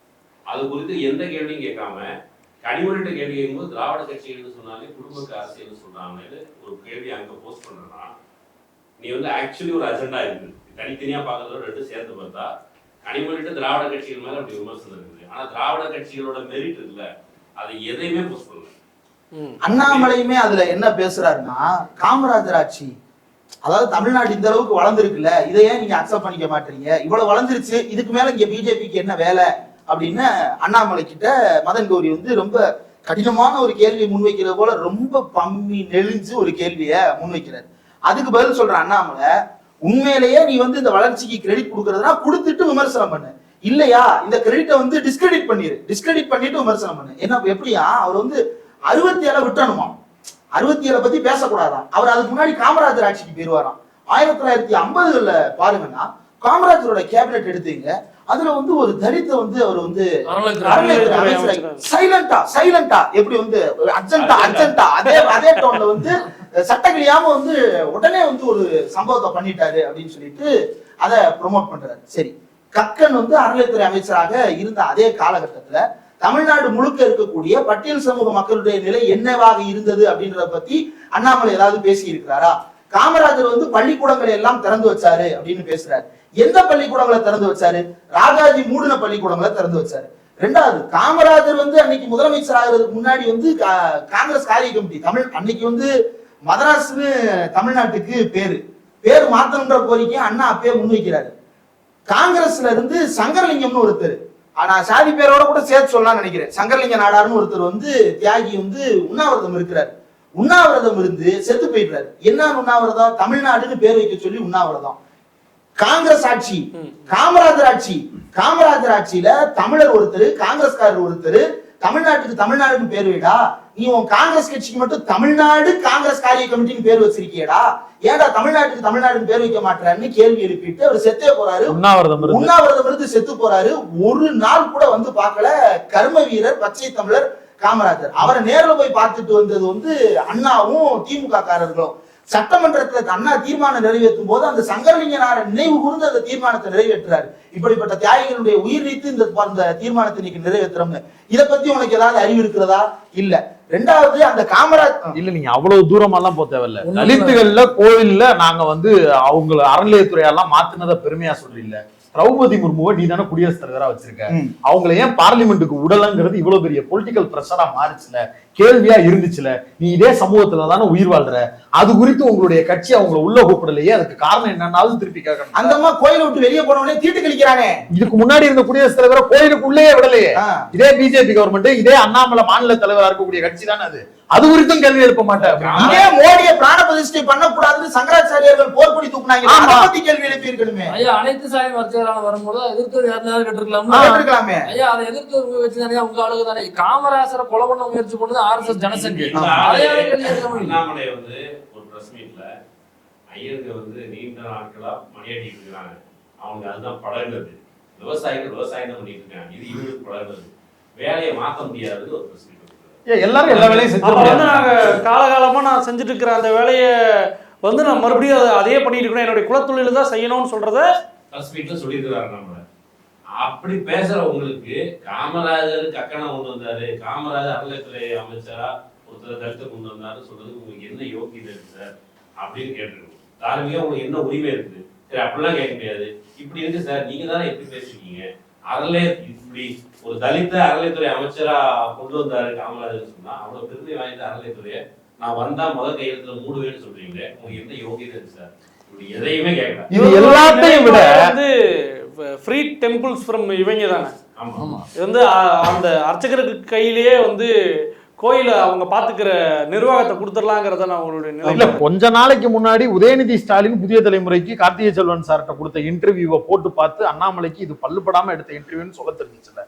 இப்ப மதன் கௌரி எடுத்து போட்டிருக்க வீடியோவை மதன் கௌரி சேனல்ல பார்த்துட்டு அண்ணாமலை அதே கருத்தை சொல்லணும். மதன் கௌரி இல்ல, அண்ணாமலையே சொல்லிக்கிறணும் இது ஒரு பல்லுபடாம எடுத்திருக்கிறாங்க இன்டர்வியூ அப்படின்னு. இது வழக்காட மொழி, நம்ம தப்பா சொல்லல. அண்ணாமலையே ஜஸ்டிஃபை பண்ணாதானே. அவங்க ஊர் பக்கத்துல அவங்க ஊர் பக்கத்துல இது வழக்காடு மொழி. ஊர்ல சொல்றாங்களான்னு தெரியல, அவர் இப்படித்தான் பேசிட்டு இருக்காரு போல. கமலாலயத்துக்குள்ளேயும் ஊருக்குள்ளேயும் இப்படிதான் பேசுறாரு, வழக்காடு மொழி, வழக்காடு மொழியில. அப்புறம் இன்னொன்னு என்ன சொல்றாரு, 67 பத்தி பேச மாட்டாரு அவரு. 3 டைம் சொல்லுவாரு அந்த இன்டர்வியூல. பாத்தீங்கன்னா 57, அதுக்கப்புறம் 80, அதுக்கப்புறம் 2001. நடுவுல 67 to 80 என்ன ரசம் ஆச்சு அப்படின்னு கேட்டோம்னா அதை பத்தி எதுவுமே பேசல. அதான் சத்ரபதி சிவாஜி வந்துட்டு போன 67ல அன்னைக்கு அமைந்த திமுக அரசு எடுத்த நடவடிக்கைகளை பத்தி அவர் பேச மாட்டாரு. ஏன்னா ஏற்கனவே ஒருக்க பொய் சொல்லி அடி சமத்தியா வாங்கி கட்டாரு. மருதமலை கோயில்ல அடி வாங்கினாரு, எம்ஜிஆர் பத்தி பேசி அடி வாங்கினாரு, ஜெயலலிதா பத்தி பேசி அடி வாங்கினாரு. இன்னைக்கு வந்து மரியாதைக்குரிய கலைஞர் கருணாநிதி அவர்கள், மரியாதைக்குரிய எம்ஜிஆர் அவர்கள், மரியாதைக்குரிய ஜெயலலிதா அவர்கள். இதை போய் எடப்பாடி நீ சொல்லியிருந்தேன்னா நேரம் கூட்டணி வச்சு நிம்மதியா தேர்தல் நின்றுப்பேல. கொஞ்ச நாளைக்கு முன்னாடி ஜெயலலிதா வந்து ஊழல் பண்ணாங்கன்னு சொல்லி தானே கூட்டணி விட்டு வெளியே அனுப்புனேன். இருங்க முடிச்சுற. அப்ப ஆமா ப்ரிப்பேர் பண்ணிட்டு வந்திருக்கேன், ஃப்ளோல வருது. இந்த 67க்கு அப்புறம் நடந்த அந்த மாற்றங்களை பத்தி அண்ணாமலை பேசவே இல்லை. ஆனா தொழில் வளர்ந்துருச்சு. அண்ணாமலை காமராஜர் ஆட்சி காலத்துல டேம் கட்டினாரு, அணை கட்டினாரு. பிரிட்டிஷ் கட்டின டேமுக்கு அப்புறம் காமராஜர் தான் டேம் கட்டினாரு. அப்ப நடுவுல அதற்கு அப்புறமா கட்டின டேம் எல்லாம் கணக்குல எடுத்துக்க மாட்டாங்க. அவரு கண்ணை மூடிடுவாரு. அவரு கண்ணுல யாராவது அண்ணாமலை கண்ணை போட்டுங்க எதிரில உட்கார்ந்து அவன் வாயை மூடிட்டு இருக்கானே, காதுகள் வாயை மூடலங்கிறதா பிரச்சனை. வாயை பிளந்து பார்த்துக்கிட்டு இருந்திருக்காங்க கேள்வி அவர் பதில்களை. இந்த பராக்கு பாக்குறது அந்த மாதிரி அண்ணாமலை வந்து ஆழ்ந்து ஜாஸ் டிராப் அந்த அளவுக்கு வந்து ரசித்து கொண்டு அவரே பயங்கரமா ஆட்டி ஆட்டி கேட்டுட்டு இருந்தாரு அவர் பேசுறது. அண்ணாமலை பத்தி பாப்புலர் நீ வேற எதுவும் பொலிட்டிக்கல் क्वेश्चन பண்ணலாம். பாப்புலரா இருக்க மீம்ஸ் இருக்கு. ரஃபேல் வாட்ச் பத்தி ஒரு ரஃபேல் பில் வந்தது. அந்த பில் வந்து போலியான பில்லுங்கிறதெல்லாம் எக்ஸ்போஸ் கையெழுத்து எழுதி கொடுத்தாங்க. ஹேண்ட் ரிட்டன் பில் போட்டு ரசீது இந்த கிணறு வாங்க ரசீது. ஆபீஸ்ல வெளியில அனுப்புனா பெட்ரோலுக்கு பில்லு ஏதாவது ஒன்னு சேஃப் வவுச்சர் வவுச்சர்ல கூட பிரிண்டட் இருக்குயா, சிக்னேச்சர் இருக்குயா, டேட் இருக்குயா. எனக்கு அதுல அப்புறம் ஜிஎஸ்டி அதெல்லாம் போட்டுருந்தது. அது ஒரு நம்பர் போட்டு அதெல்லாம் பி இல்லன்னு போடாம ஏதோ ஒரு பில் மாதிரி ஒன்னு போட்டாரு. அது வரைக்கும் சந்தோஷப்படுவோம். இல்ல அதெல்லாம் கேள்வி கேட்டுருவாரோன்னு பயந்துதான் செந்தில் பாலாஜி உள்ளது. அப்புறம் வந்து 1967 பத்தி பேசக்கூடாது ஏன் சொன்னா தெரியுமா நம்மள? ஏன்னா 1967 சத்ரபதி சிவாஜி சென்னை காளிகாம்பாள் கோயிலுக்கு வந்தாங்க. ஏன்னா இவருக்கு அண்ணா மரியாதை கொடுக்கல. இல்ல இவர்தான் வந்து டூரிஸ்ட் கைடா இருந்தாரு. சத்ரபதி சிவாஜி வந்தப்ப கூட்டு போயிட்டு ஆடர்களுக்கு கொடுத்துட்டு வந்திருப்பாரு. மதன் கௌரி என்ன சொல்றாருன்னா 2K கிட்ஸ்களுடைய ரெப்ரசன்டேஷன் நானு அப்படின்னு அவர் சொல்றாரு. அவர்களுடைய அரசியல் ஐயா அவர் அப்படி சொல்றாரு. ஆமா ஐயா. இப்ப நீங்க சமகாலத்துல அதே 2K கிட்ஸ்களோட தான் உரையாடிக்கிட்டு இருக்கிறீங்கல்ல, உங்களுடைய அனலிட்டிக்ஸ் படி 2K கிட்ஸ்களுடைய ரெப்ரசன்டேஷனா மதன் கௌரி ஏத்துக்கிட்டாங்களா? சோசியல் மீடியா ரெப்ரசன்டேஷனா ஏத்துக்கிறதுலாம் அவங்க சொல்றது அவங்களுடைய பெர்ஸ்பெக்டிவ் தான். தமிழின் நம்பர் 1 ஊடகம் அப்படின்னு ஒவ்வொரு ஊடகம் சொல்ற மாதிரிதான். வீடியோக்கு ஒரு நம்பர் போகுது, அனாலிட்டிக்ஸ்ல வருது, அதுதான் உன்னுடைய வேலிடேஷன் அப்படின்னு நினைச்சீங்கன்னா நீ சொல்லிக்கிறலாம். ஆனா நீ எந்த அளவுக்கு அதுக்கு நீ தார்மீக பொறுப்பு எடுத்துக்கிட்ட அப்படி நம்பர் இல்ல, நீ அவர்களுடைய ரெப்ரசன்டேஷன் நம்பர் இல்ல. அப்ப அவனை ரெப்ரசன்ட் பண்ணி மாநில உரிமைகள் நீங்க எப்ப வந்து கல்வி அதிகாரத்தை நீங்க திருப்பி கொடுப்பீங்க? நீட்ல 2K கிட்ஸ்கள் தான் செத்துக்கிட்டு இருக்காங்க, அவங்களுக்கு என்ன பதில்னா அண்ணாமலை கேட்டிருக்கணும்ல. கேட்கணும்ல. ஆளுநர் பத்தி உங்களுடைய நிலைப்பாடு என்ன சார்? ஏன் இங்க சட்டமன்றத்துல எங்களோட ரெப்ரசன்டேட்டிவ் ஏற்ற சட்டத்தை ஏன் வந்து ஆளுநர் நிராகரிக்க? அதை பத்தி 2K கிட்ஸ்கள் யூனிவர்சிட்டியில படிச்சு முடிச்சிட்டு இன்னும் சான்றிதழ்ல ஆளுநர் கையெழுத்து போடலன்னு உட்கார்ந்துருக்கான். 3ஆம் கிளாஸ் படிக்கிற 2.1 கிட்ஸ் வந்து பப்ளிக் எக்ஸாம் எழுதணும்னு சொல்றான். இவன் அண்ணாமலை சின்ன பசங்க போர்டு காட்டிட்டு நிக்கிறாங்களா? அண்ணாமலை அங்கிள் தான் சொல்றாரு. Uncle Annamalai please don't forget வந்து 2K கிட்ஸ் அப்படின்னு சொல்லிட்டு 3ஆம் கிளாஸ் 5ஆம் கிளாஸ் பிள்ளைங்கலாம் போர்டு காட்டுறாங்க. மறக்க மாட்டேன், எல்லாத்துக்கும் எக்ஸாம் வைப்பேன், 4-5 போர்டு எக்ஸாம் வைப்பேன், ஃபெயிலாக வைப்பேன், உங்க குலத்தொழில பார்க்க வைப்பேன். அதுதான் அண்ணன் மாமாவோட அன்பளிப்பு. இதுக்கு முன்னாடி வந்து குழந்தைங்க எல்லாம் ரெப்ரசென்டே பண்ணல அரசியல்வாதிகள். இது விவேக்னு ஒருத்தர் நடிகர். இது பாத்தீங்களா, இந்த ஹைட்ல தெரியும், நம்ம அந்த ஹைட்ல போய்கிட்டு இருக்கோம். சிறுகதை படிச்சாராங்க. ஏற்கனவே பல 1000 புத்தகங்கள் வாசிச்சாரு. 20,000 புத்தகம். அது உண்மையிலேயே அந்த பேட்டியிலையுமே வந்து ஒரு அளவுக்கு தான் மதன் கௌரியால கிராஸ் பண்ண முடிஞ்சிருக்கும். அதுக்கு மேல வந்து புரிஞ்சிருக்கு. அதான் அறிவு மட்டம் வந்து அந்த அளவுக்கு இந்த உயரத்துல மதன் கௌரிக்கு தெரிஞ்சிருக்காது. 2K கிட்ஸினுடைய பிரதிநிதி அப்படின்னு சொல்றாரு. எங்க நேருலாம் நம்மளுக்கு எப்படிங்க தெரியும்? நேரு மாமன் தானுங்க சொல்லி கொடுத்தாங்க. காந்திய தாத்தான் தானுங்க சொல்லி கொடுத்தாங்க. காமராஜர் தாத்தான் தானுங்க நம்மளுக்கு சொல்லி கொடுத்தாங்க. கலைஞர் தாத்தான் தானுங்க சொல்லி கொடுத்தாங்க. எந்த குழந்தை வந்து அம்மான்னு சொல்லி கொடுத்தாங்க.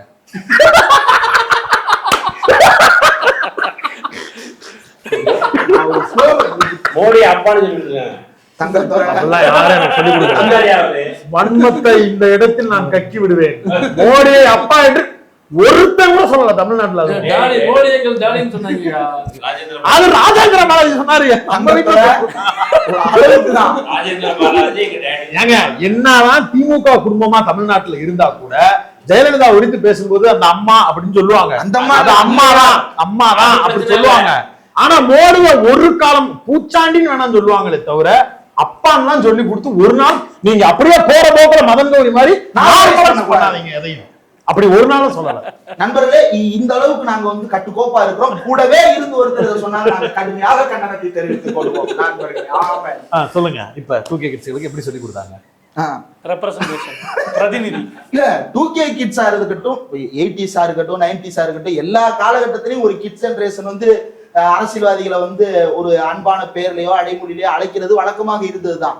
எத்தனையோ குழந்தைகள் வந்து இந்திரா காந்திக்கு லெட்டர் எழுதி அதற்கு பதில் எடுத்துட்டாங்க. எனக்கு 10 ரூபா அனுப்புனாங்க, 5 ரூபா அனுப்புனாங்க. விவேக் வந்து தன்னுடைய பிறந்த நாளைக்கு இந்திரா காந்தி எழுதின கடிதத்தை வந்து அவ்வளவு இதா பேசியிருக்கிறாரு. எமர்ஜென்சி பிரகடனம் பண்ண இந்திரா காந்தி கூட குழந்தைகளோட நெருக்கமா தான் இருந்திருக்கிறார். அப்ப எந்த அரசியல்வாதியும் குழந்தைகளை நெக்லெக்ட் பண்ணிட்டு அரசியல் பண்ணல. ஆனா அது பிறந்த குழந்தைகளுக்கு பிறக்கிறதுக்கு முன்னாடி கல்யாணம் முடியாதவங்களுக்கு எல்லாம் குடும்ப கட்டுப்பாடு பண்ணி வச்சிருக்காங்க. எமர்ஜென்சி பீரியட்ல குழந்தை பெற்றவங்க இருக்காங்கல்ல, அவங்க பிறக்க போற குழந்தை கஷ்டப்படக்கூடாது சமூகத்துல. அதனால இந்திரா காந்தி நாமினேட் பண்ணாதீங்க. இல்ல இப்ப குழந்தைகள்னு சொல்லும் போது அந்த விவேக் இல்ல இப்ப அந்த குழந்தைகள் அப்படின்னு வரும்போது இப்ப தமிழ்நாட்டுல குழந்தைகள் எடுத்துங்க. தமிழ்நாட்டுல இருக்கக்கூடிய லட்சக்கணக்கான குழந்தைகளுக்கு உணவு கொடுத்து கொண்டிருக்கிறது தமிழ்நாடு அரசு. மு.க. ஸ்டாலின் தான் வந்து இன்றைக்கு காலை உணவு திட்டத்தை ஆரம்பிச்சு வைக்கிறாரு. தமிழ்நாட்டுல நீதி கட்சி வந்ததற்கு பிறகுதான் வந்து சென்னை மாநகராட்சியில வந்து முதல்ல ஒரு சத்துணவு திட்டம் இம்ப்ளிமெண்ட் ஆகுது. காமராஜர் அதை தமிழ்நாடு முழுக்க விரிவுபடுத்துறாரு. அதை வேறு மாநிலங்கள் எல்லாம் வந்து பாத்துட்டு போறாங்க. அதுக்கு ஒரு உதாரணம் சொல்றேன். 1980ல குஜராத்ல இருந்து தமிழ்நாட்டுக்கு ஒரு டீம் வந்திருக்கு. அந்த டீம் வந்து தமிழ்நாட்டுல சத்துணவு திட்டம் எப்படி அமல்படுத்தப்பட்டிருக்குன்றத முழுமையா ஆய்வு செய்து விட்டு குஜராத்துக்கு போய் என்ன எழுதுறான், இந்த மாதிரி தமிழ்நாட்டுல வந்து 50 வருஷத்துக்கு மேல சத்துணவு ஒண்ணு கொடுத்துக்கிட்டு இருக்காங்க. எம்.ஜி. ராமச்சந்திரன் ஒருத்தர் முதலமைச்சரா இருக்கிறாரு. இப்போ அவருடைய ஆட்சி காலத்துல வந்து அங்க விரிவான சத்துணவு திட்டமாக செயல்படுத்திட்டு இருக்காங்க. இதை நம்ம ஃபாலோ பண்ணி நம்ம குழந்தைகளுக்கு கொடுக்கணும்னு குஜராத் செக்ரட்டரி தமிழ்நாட்டுக்கு வந்து பார்த்துட்டு போய் அந்த ஊருக்கு நோட் எழுதி கொடுத்திருக்கிறாரு. அதன் அடிப்படையில தான் குஜராத்ல அதுக்கப்புறம் சத்துணவு திட்டம் மாதிரியான திட்டங்கள் செயல்படுத்தப்பட்டது. அந்த நோட்ல வந்து அப்டேட் பண்ணி எழுதிருக்காங்க. என்னன்னு பில்கிஸ் பானு மாதிரியான பெண்கள் வந்து குழந்தை பெற்றிருப்பாங்க. அந்த குழந்தைகளை பிடிச்சி தரையில அடிச்சு கருவில் இருக்கிற குழந்தைய உருவி அடிச்சு கொல்லணும். இந்த மாதிரி தான் அவங்க எழுதி. இன்னொன்னு இது குழந்தைகளுக்கு உணவு கொடுக்கறதுன்னு ஒண்ணு. இதுக்கு முன்னாடியே 2K கிட்ஸ் சொல்லி எவ்வளவு கிட்ஸ் கொன்றீங்க மதவாதத்தால அது குறித்து தான் கேக்குறாங்க. இல்ல இதுக்கு 2K கிட்ஸ்ங்கற பேர்ல இப்போ வந்து மணிப்பூர்ல ஒரு குழந்தை ஒரு பெண் சொல்றாங்க, குழந்தையை சேர்த்து அடிச்சிருக்காங்க, குழந்தை வந்து பதறுது. அதை குறித்து இந்த குழந்தைகள் 2K கிட்ஸ்னு சொல்லி உனக்கு குழந்தைகள் பேசி என்ன அக்கறை இருக்குது? அப்புறம் அதை பற்றி உன்னோட வீடியோக்கள்லயே நீ பதிவும் செய்யற. முன்னாடி அந்த நபர் இருக்கிறாருங்கும் போது அவர் இதை பற்றி பேசும்போது எந்த ஒரு கேள்வியோ எதிர்வினையோ இல்லாம நீ கடந்து போறன்னா உனக்கு வந்து காஷ்மீர்ல ஆசிஃபான்னு ஒரு பொண்ணு, அந்த பொண்ணு 2K கிட்டு தானே, கருவறைக்குள்ள வச்சு அந்த சாமியாருங்க வந்து அந்த பொண்ணை வந்து பாலியல் வன்கொடுமை, கூட்டு பாலியல் வன்கொடுமை பண்ணி கொண்டிருக்காங்க இல்ல. அப்ப அதை பத்தி அண்ணாமலைட்ட கேட்டிருக்கணும்ல, 2K கிட்ஸை பத்தி பேசுறோம். அதையே நாங்க கேட்கணும்னு நீங்க கேட்கலாம். ஆனா அந்த குற்றவாளிகளுக்கு தண்டனை கொடுக்க கூடாதுன்னு பிஜேபி எம்எல்ஏ முதற்கொண்டு தெருவு போராட்டம் பண்றாங்க. பாரத் மாதாக்கு ஜெயின் வந்தான், தேசிய கொடியை குட்டு வந்தான். அண்ணாமலையோட டீப்ல தேசிய கொடி பாக்குறதுல அதே தேசிய கொடியோட அந்த ஆசிபாபா கொண்டவனுக்கு ஆதரவா வந்து நின்னானுங்க. பில்கிஸ் பானுவோட வழக்குல இருந்து வெளியே வரும்போது மாலை போட்டு வரவேற்கிற அது மட்டுமா சொன்னா பார்ப்பனர்கள் அப்படி எல்லாம் செய்ய மாட்டார்கள்னு கமெண்ட் அடிச்சாங்க. இன்னொன்னு இந்த குழந்தைகள் மேட்டர்ல சொல்லும் போது நம்மளுடைய ரெஸ்லர்ஸ் வந்து பதக்கத்தை திருப்பி கொடுத்து எங்களுக்கு இது வேண்டாம் அப்படின்னு சொல்லிட்டு பிரதமர் வீட்டு வாசல்ல வச்சுட்டு வர நிகழ்வு. அதுல பல ரெஸ்லர்ஸுக்கு வந்து 17 வயது தாண்டல, அவங்களும் 2K கிட்ஸ் தான். அந்த 2K கிட்ஸுக்கு எதிராக பாலியல் தொந்தரவு கொடுத்த அந்த பிரிஜ்பூஷன் சிங்குக்கு நடவடிக்கை எடுன்னு போராட்டம் நடத்தினா அவங்க அரெஸ்ட் பண்ணிட்டு போறப்ப ஃபேஸ் மார்க்கிங் பண்ணி சிரிக்கிற வீடியோவை வெளியிட்டு இருக்கிறான். அதை இந்த அண்ணாமலை வகைராக்கள் தான் தமிழ்நாட்டுல ட்விட்டர்ல பரப்புனது. அதை நீ கேள்வி கேட்டியா? ஒண்ணு இல்லைங்க, அந்த லிவிங் பத்தி கேட்கிற கேள்வி இருக்குல்ல, அதுக்குள்ள கண்டிப்பா பாலிடிக்ஸ் இருக்கு. நீங்க வந்து செக்ஸ் லவ் இந்த விஷயத்தை வச்சு இதை பத்தி ஒரு தலைவர் பேசுறாருன்னா இஸ் மாடர்ன் திங்கர் அப்படின்னு யங் மைண்ட்ஸ் கூட கனெக்ட் ஆகக்கூடிய வாய்ப்பு இருக்கு. வேலையை செய்யற நீ நாட்டுல லிவிங் இல்ல லிவிங்கே ரொம்ப டிஃபிகல்ட்டா ஆக்கிட்டு இருக்கிற ஒரு கும்பல் குறித்து காதலர் தினம் கலாச்சாரத்துக்கு எதிரானதுன்னு சொல்லி அடிச்சு உடைக்கிறானுங்க. நாய்களுக்கு கல்யாணம் முடிச்சு வைக்கிறீங்களே, நாய்கள் லிவிங் பத்தி என்ன நினைக்கிறீங்கன்னு கேட்டுருக்கணும். இது political parties, BJP government supreme கோர்ட்ல லிவ் இன் ரிலேஷன்ஷிப்பை ஏத்துக்க முடியாதுன்னு பேசிருக்கு. பதிவு செய்யணும், இது கலாச்சாரத்துக்கு எதிரானது இல்லையா?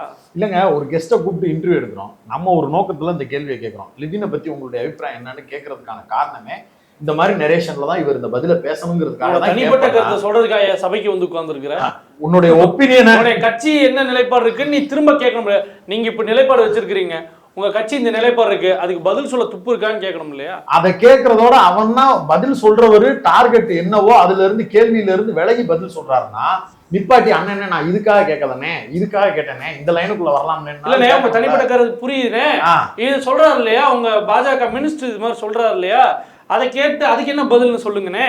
லவ் ஜிகாத்னு ஒரு வார்த்தை சொல்றாங்கல்ல, அது குறித்து உங்களுடைய கருத்து என்னன்னே? ஏன்னா நீங்க காதலை ஏத்துக்குவீங்க அப்படின்னு தானே நீங்க சொல்றீங்க.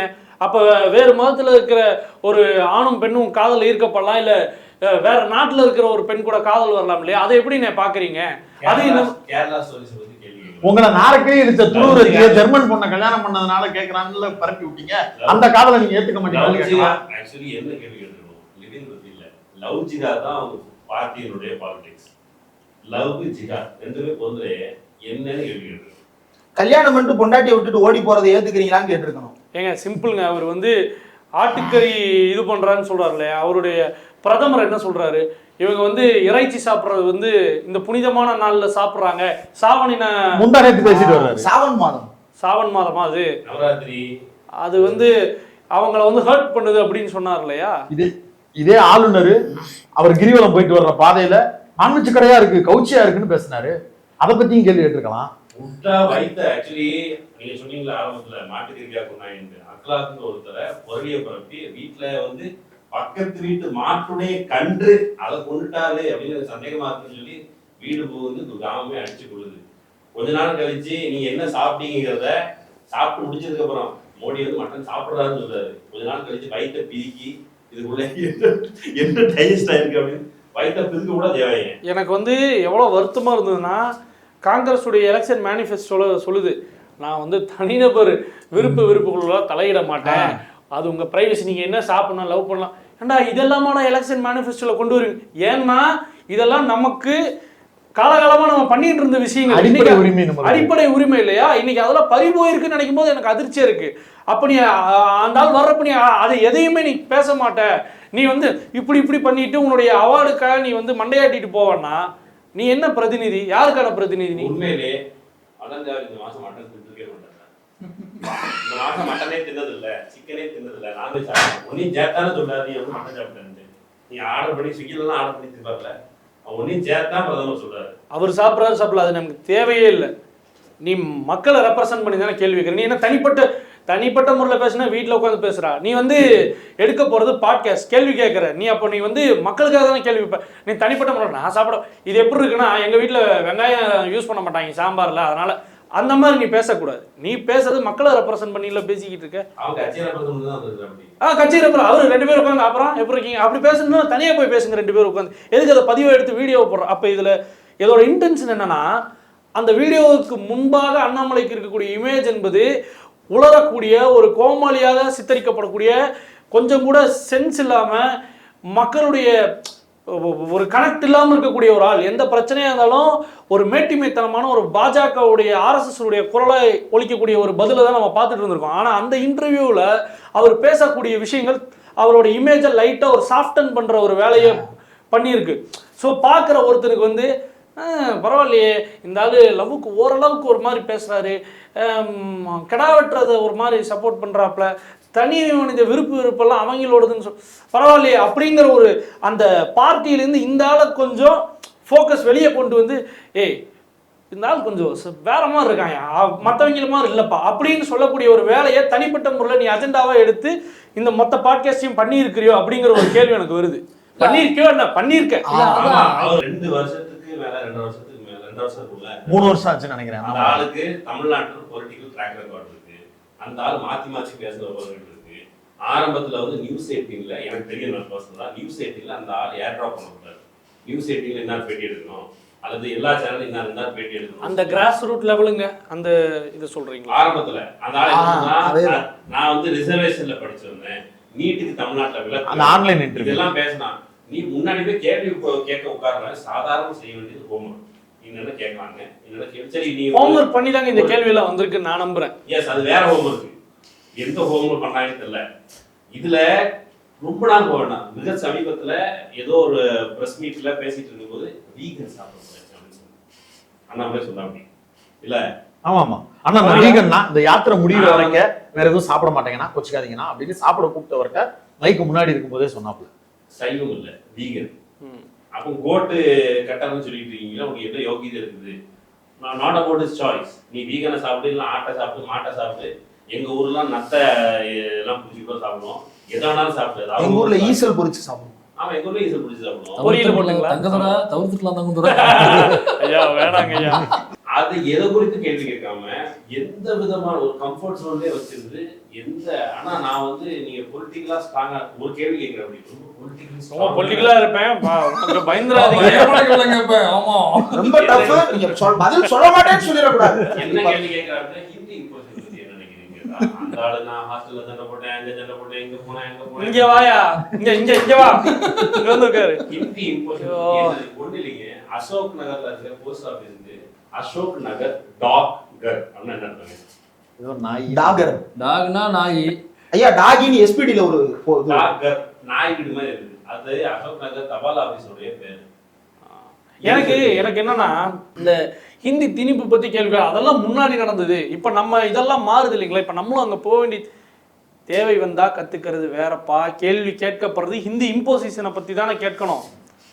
ஒரு ஹிந்தி படிக்கணுமா வேணாம், இதே வேணும்னா அவன் கத்துக்குவாயா. அங்க போனோம்னா எனக்கு வேணும்னா ஹிந்தியை கத்துக்க போறேன் இல்லையா? நீ கேட்க வேண்டிய கேள்வி வந்து ஹிந்தி எங்க மேல ஹிந்தி இம்போஸ் பண்ணப்படுது. நான் போய் ஒரு சலான் ஃபில் பண்றேன், அதுல இங்கிலீஷும் ஹிந்தியும் மட்டும் இருக்கு. மெடிக்கல் காலேஜில் இருக்கக்கூடிய மாணவிகள்லாம் கம்ப்ளைண்ட் பண்ற வீடியோ பார்த்தேன். மதுரை எய்ம்ஸ்ல இருக்கிறவங்க இங்க வந்து பேஷண்ட்ஸ் எல்லாம் வந்து தமிழ்ல தங்களோட குறைகள் ஹிஸ்டரியை வந்து பேசுறாங்க. ராமநாதபுரத்துல நீ டாக்டரா எடுத்துக்கிட்டு நாங்க வந்து உங்ககிட்ட ஹிந்தியில பேசணும். அப்போ நம்ம கேட்க வேண்டிய அததான் ஹிந்தி. ஒரே ஒரு தலைப்பு மட்டும், இந்த கேள்வி எல்லாம் ஏன் மதன் கேட்கல? உங்களுக்கு தெரிஞ்ச கேள்வி உங்க நண்பர் மதனுக்கு தெரிஞ்சது, அவர் ஏன் கேட்கல? அதான் சொல்றாரு இன்டென்ஷனலா அதை கேட்கலன்னு. அது கேட்காததுக்கு இன்டென்ஷன் இருக்கும் தான் நான் சொல்றேன். ஐயோ அவருக்கு தெரியாதுங்க, அவரு முட்டாள் கிடையாது. அது தெளிவான ஒரு குரூரமான புத்தி இருந்தாதான் அது பண்ண முடியும். அது காரியக்கிருக்குன்னு சொல்லலாமா? காரியக்கிருக்கன் அது வந்து அதான் நான் சொல்றேன். நான் ஹார்ஷான வேர்ட்ஸ் தான் நான் சொல்றேன். இது வந்து காரியத்துக்காக காலை பிடிச்சி காக்கா பிடிச்சி அப்படி கிடையாது. ரொம்ப தெளிவா இது மக்களோட உயிர் சம்பந்தப்பட்டிருக்கு, மாணவர்களுடைய உயிர் சம்பந்தப்பட்ட விஷயம்லாம் இதுல இருக்கு.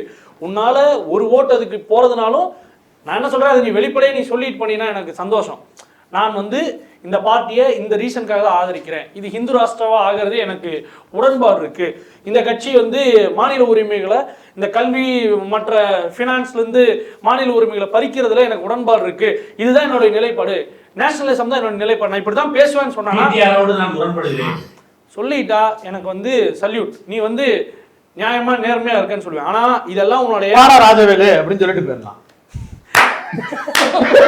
ஆமா தானே, ஆமா அப்படித்தானே சொல்லிட்டாரு ராஜவேல், வெளிப்படையா சொல்லிட்டாப்ல. கரிகாலன் அந்த கிண்டுனாப்ல, நான் வந்து பிரதமர் மோடின்னு சொல்ல மாட்டேன், நம்ம அப்படி இப்படின்னு உருட்டினாப்ல, கடைசியா கொண்டு வந்து நிப்பாட்டிட்டு ஆமா மோடி தான் ஒத்துக்கிட்டோம். ராஜவேலு வாப்பா புலி அப்படின்னு சொல்லி அப்படி வெளிப்படையா சொல்லிட்டு பேசிட்டா பிரச்சனை கிடையாது. இப்ப நான் வந்து என்னுடைய நிலைப்பாடுகளை நம்ம பேசுறோம், என்னோட அரசியல் எதை பத்தி இருக்குன்னு சொல்லிட்டு நம்ம வீடியோக்கள் வருது, அந்த அடிப்படையை பாரு, என்னை திட்டு, என்னை 200 ரூபா வாங்கிட்டேன்னு திட்டு, என்ன என்ன வேணா திட்டு, இதுக்கு மேலே எனக்கு கட்சி சாயம் பூசருக்கோ என்ன மயிர் சாயம் பூசருக்கோ என்ன எனக்கு தேவையில்லை. மயான கொள்ளை மாதிரி ஆல்ரெடி உடம்பு பூரா பூசிக்கிட்டு நான் வந்து சுத்திக்கிருக்கேன். ஆனால் நீ வந்து எவ்வளவு தெளிவா நியூட்ரல், எனக்கு அது வந்து நடுநிலை, அது வந்து என்ன நைட்லாம் யோசிச்சு பார்த்தா எனக்கு கோபம் வரும், அப்படிப்பட்ட ஒரு வார்த்தை நடுநிலை அப்படின்னு காட்டிக்கிறதுக்காக நீ பண்ற வேலை இருக்குல்ல, நான் இவங்களையும் எடுப்பேன் அவங்களையும் எடுப்பேன். ஆனால் கேட்கப்படுற கேள்விகளில் இருக்கக்கூடிய அந்த லேயர்ஸ் ஆஃப் டிஃபரன்ஸ் வந்து ஒரு பேசிக்கா ஒரு மாசம் உட்காந்து நியூஸ்ல விவாதங்களை 4 சேனல்ல பார்த்தோன்னா அவனுக்கு அந்த அறிவு, ஏன் இந்த கேள்வியெல்லாம் எதுவுமே கேட்கலன்னு சொல்லி வரும். நீ வந்து 6-7 வருஷமா வீடியோ போடுற, அரசியல் சார்ந்து பதிவிடுற, உனக்கு ஒரு நிலைப்பாடு இருக்கு, ஆனாலுமே அந்த நிலைப்பாடை எப்பவுமே நீ வந்து சொல்றது கிடையாது. நீ வந்து நியூஸ் ரிப்போர்ட்டர் மனநிலையில் நீ வந்து பதிவிட்டுக்கிட்டு இருக்க. அதுவும் என்னன்னா ஒரு அஃபிஷியல் ஸ்டேட்மெண்ட்டோ இல்லை ப்ராப்பர் ஆய்வு பண்ணியோ வர்றதுக்கு முன்னாடியே நீ வந்து தம்ப்நெயில போட்டு டைட்டில் போட்டு இம்ப்ரெஷனுக்காண்டி வீடியோ போடுற. உனக்கு நிச்சயமா அதில் இருக்கக்கூடிய பிரச்சனைகள் என்னன்னு தெரியும், உனக்கு வந்து கள நிலவரம் என்னன்னு தெரியும், அதை நம்ம பண்ணும்போது ஏற்படுற சிக்கல் என்னன்னு தெரியும். ஒரு சில வீடியோக்கள்லாம் பண்ணும்போது இந்த டைட்டில் இந்த விஷயத்தில் பதிவிட்டீங்கன்னா, சென்சிட்டிவான விஷயத்தில் பதிவிட்டா அவங்களெல்லாம் கைது செய்ய நேரிடும், அந்த வீடியோக்களை உடனே நீக்குங்கன்னு சொல்லும்போது நீக்கி இருக்கிற நீ அந்த குழந்தை பிரச்சனையெல்லாம் வர்றப்ப அதை சார்ந்து அவசரமா வீடியோ போட்டப்ப அது நீக்கின சம்பவங்கள் இருக்கு. அப்படி இருக்கிற உனக்கு நிச்சயமா தெரியும், உனக்கு அந்த அப்ப நீ வந்து அந்த கேள்வி கேட்கலன்னா நான் என்ன சொல்றேன்னா, நீ தெளிவா ஒரு இன்டென்ஷனோட நீ அந்த அதான் நான் அப்படியே சொன்ன மாதிரி தான், அது வந்து மூளை கிடையாது, மலம். ஐயா நீங்க இப்ப சொன்னதுல ஒரு விஷயம் இருக்கு. இப்போ ஒரு வீடியோ போட்டிருந்தாரு, அது நீக்கணும்னு மேபி அது யூடியூபா இருக்கலாம் அல்லது கவர்மெண்டா இருக்கலாம் அல்லது அதிகாரிகளா இருக்கலாம், சொன்ன உடனே அவர் நீக்கினார்னு சொன்னீங்களா? இப்போ இந்த அண்ணாமலையை எடுத்த வீடியோவை நீக்கணும் அப்படின்னு ஒட்டுமொத்த தமிழ்நாடுன்னு சொல்லுது. இப்போ அவர் நீக்கிறாரா இல்லையா அப்படிங்கிறதா இல்ல சேனலுக்கு ஆபத்துன்னு சொன்னீங்கன்னா இதுக்கப்புறம் நீ நீக்கினா என்ன நீக்காட்டி என்ன எனக்கு தேவையில்லை.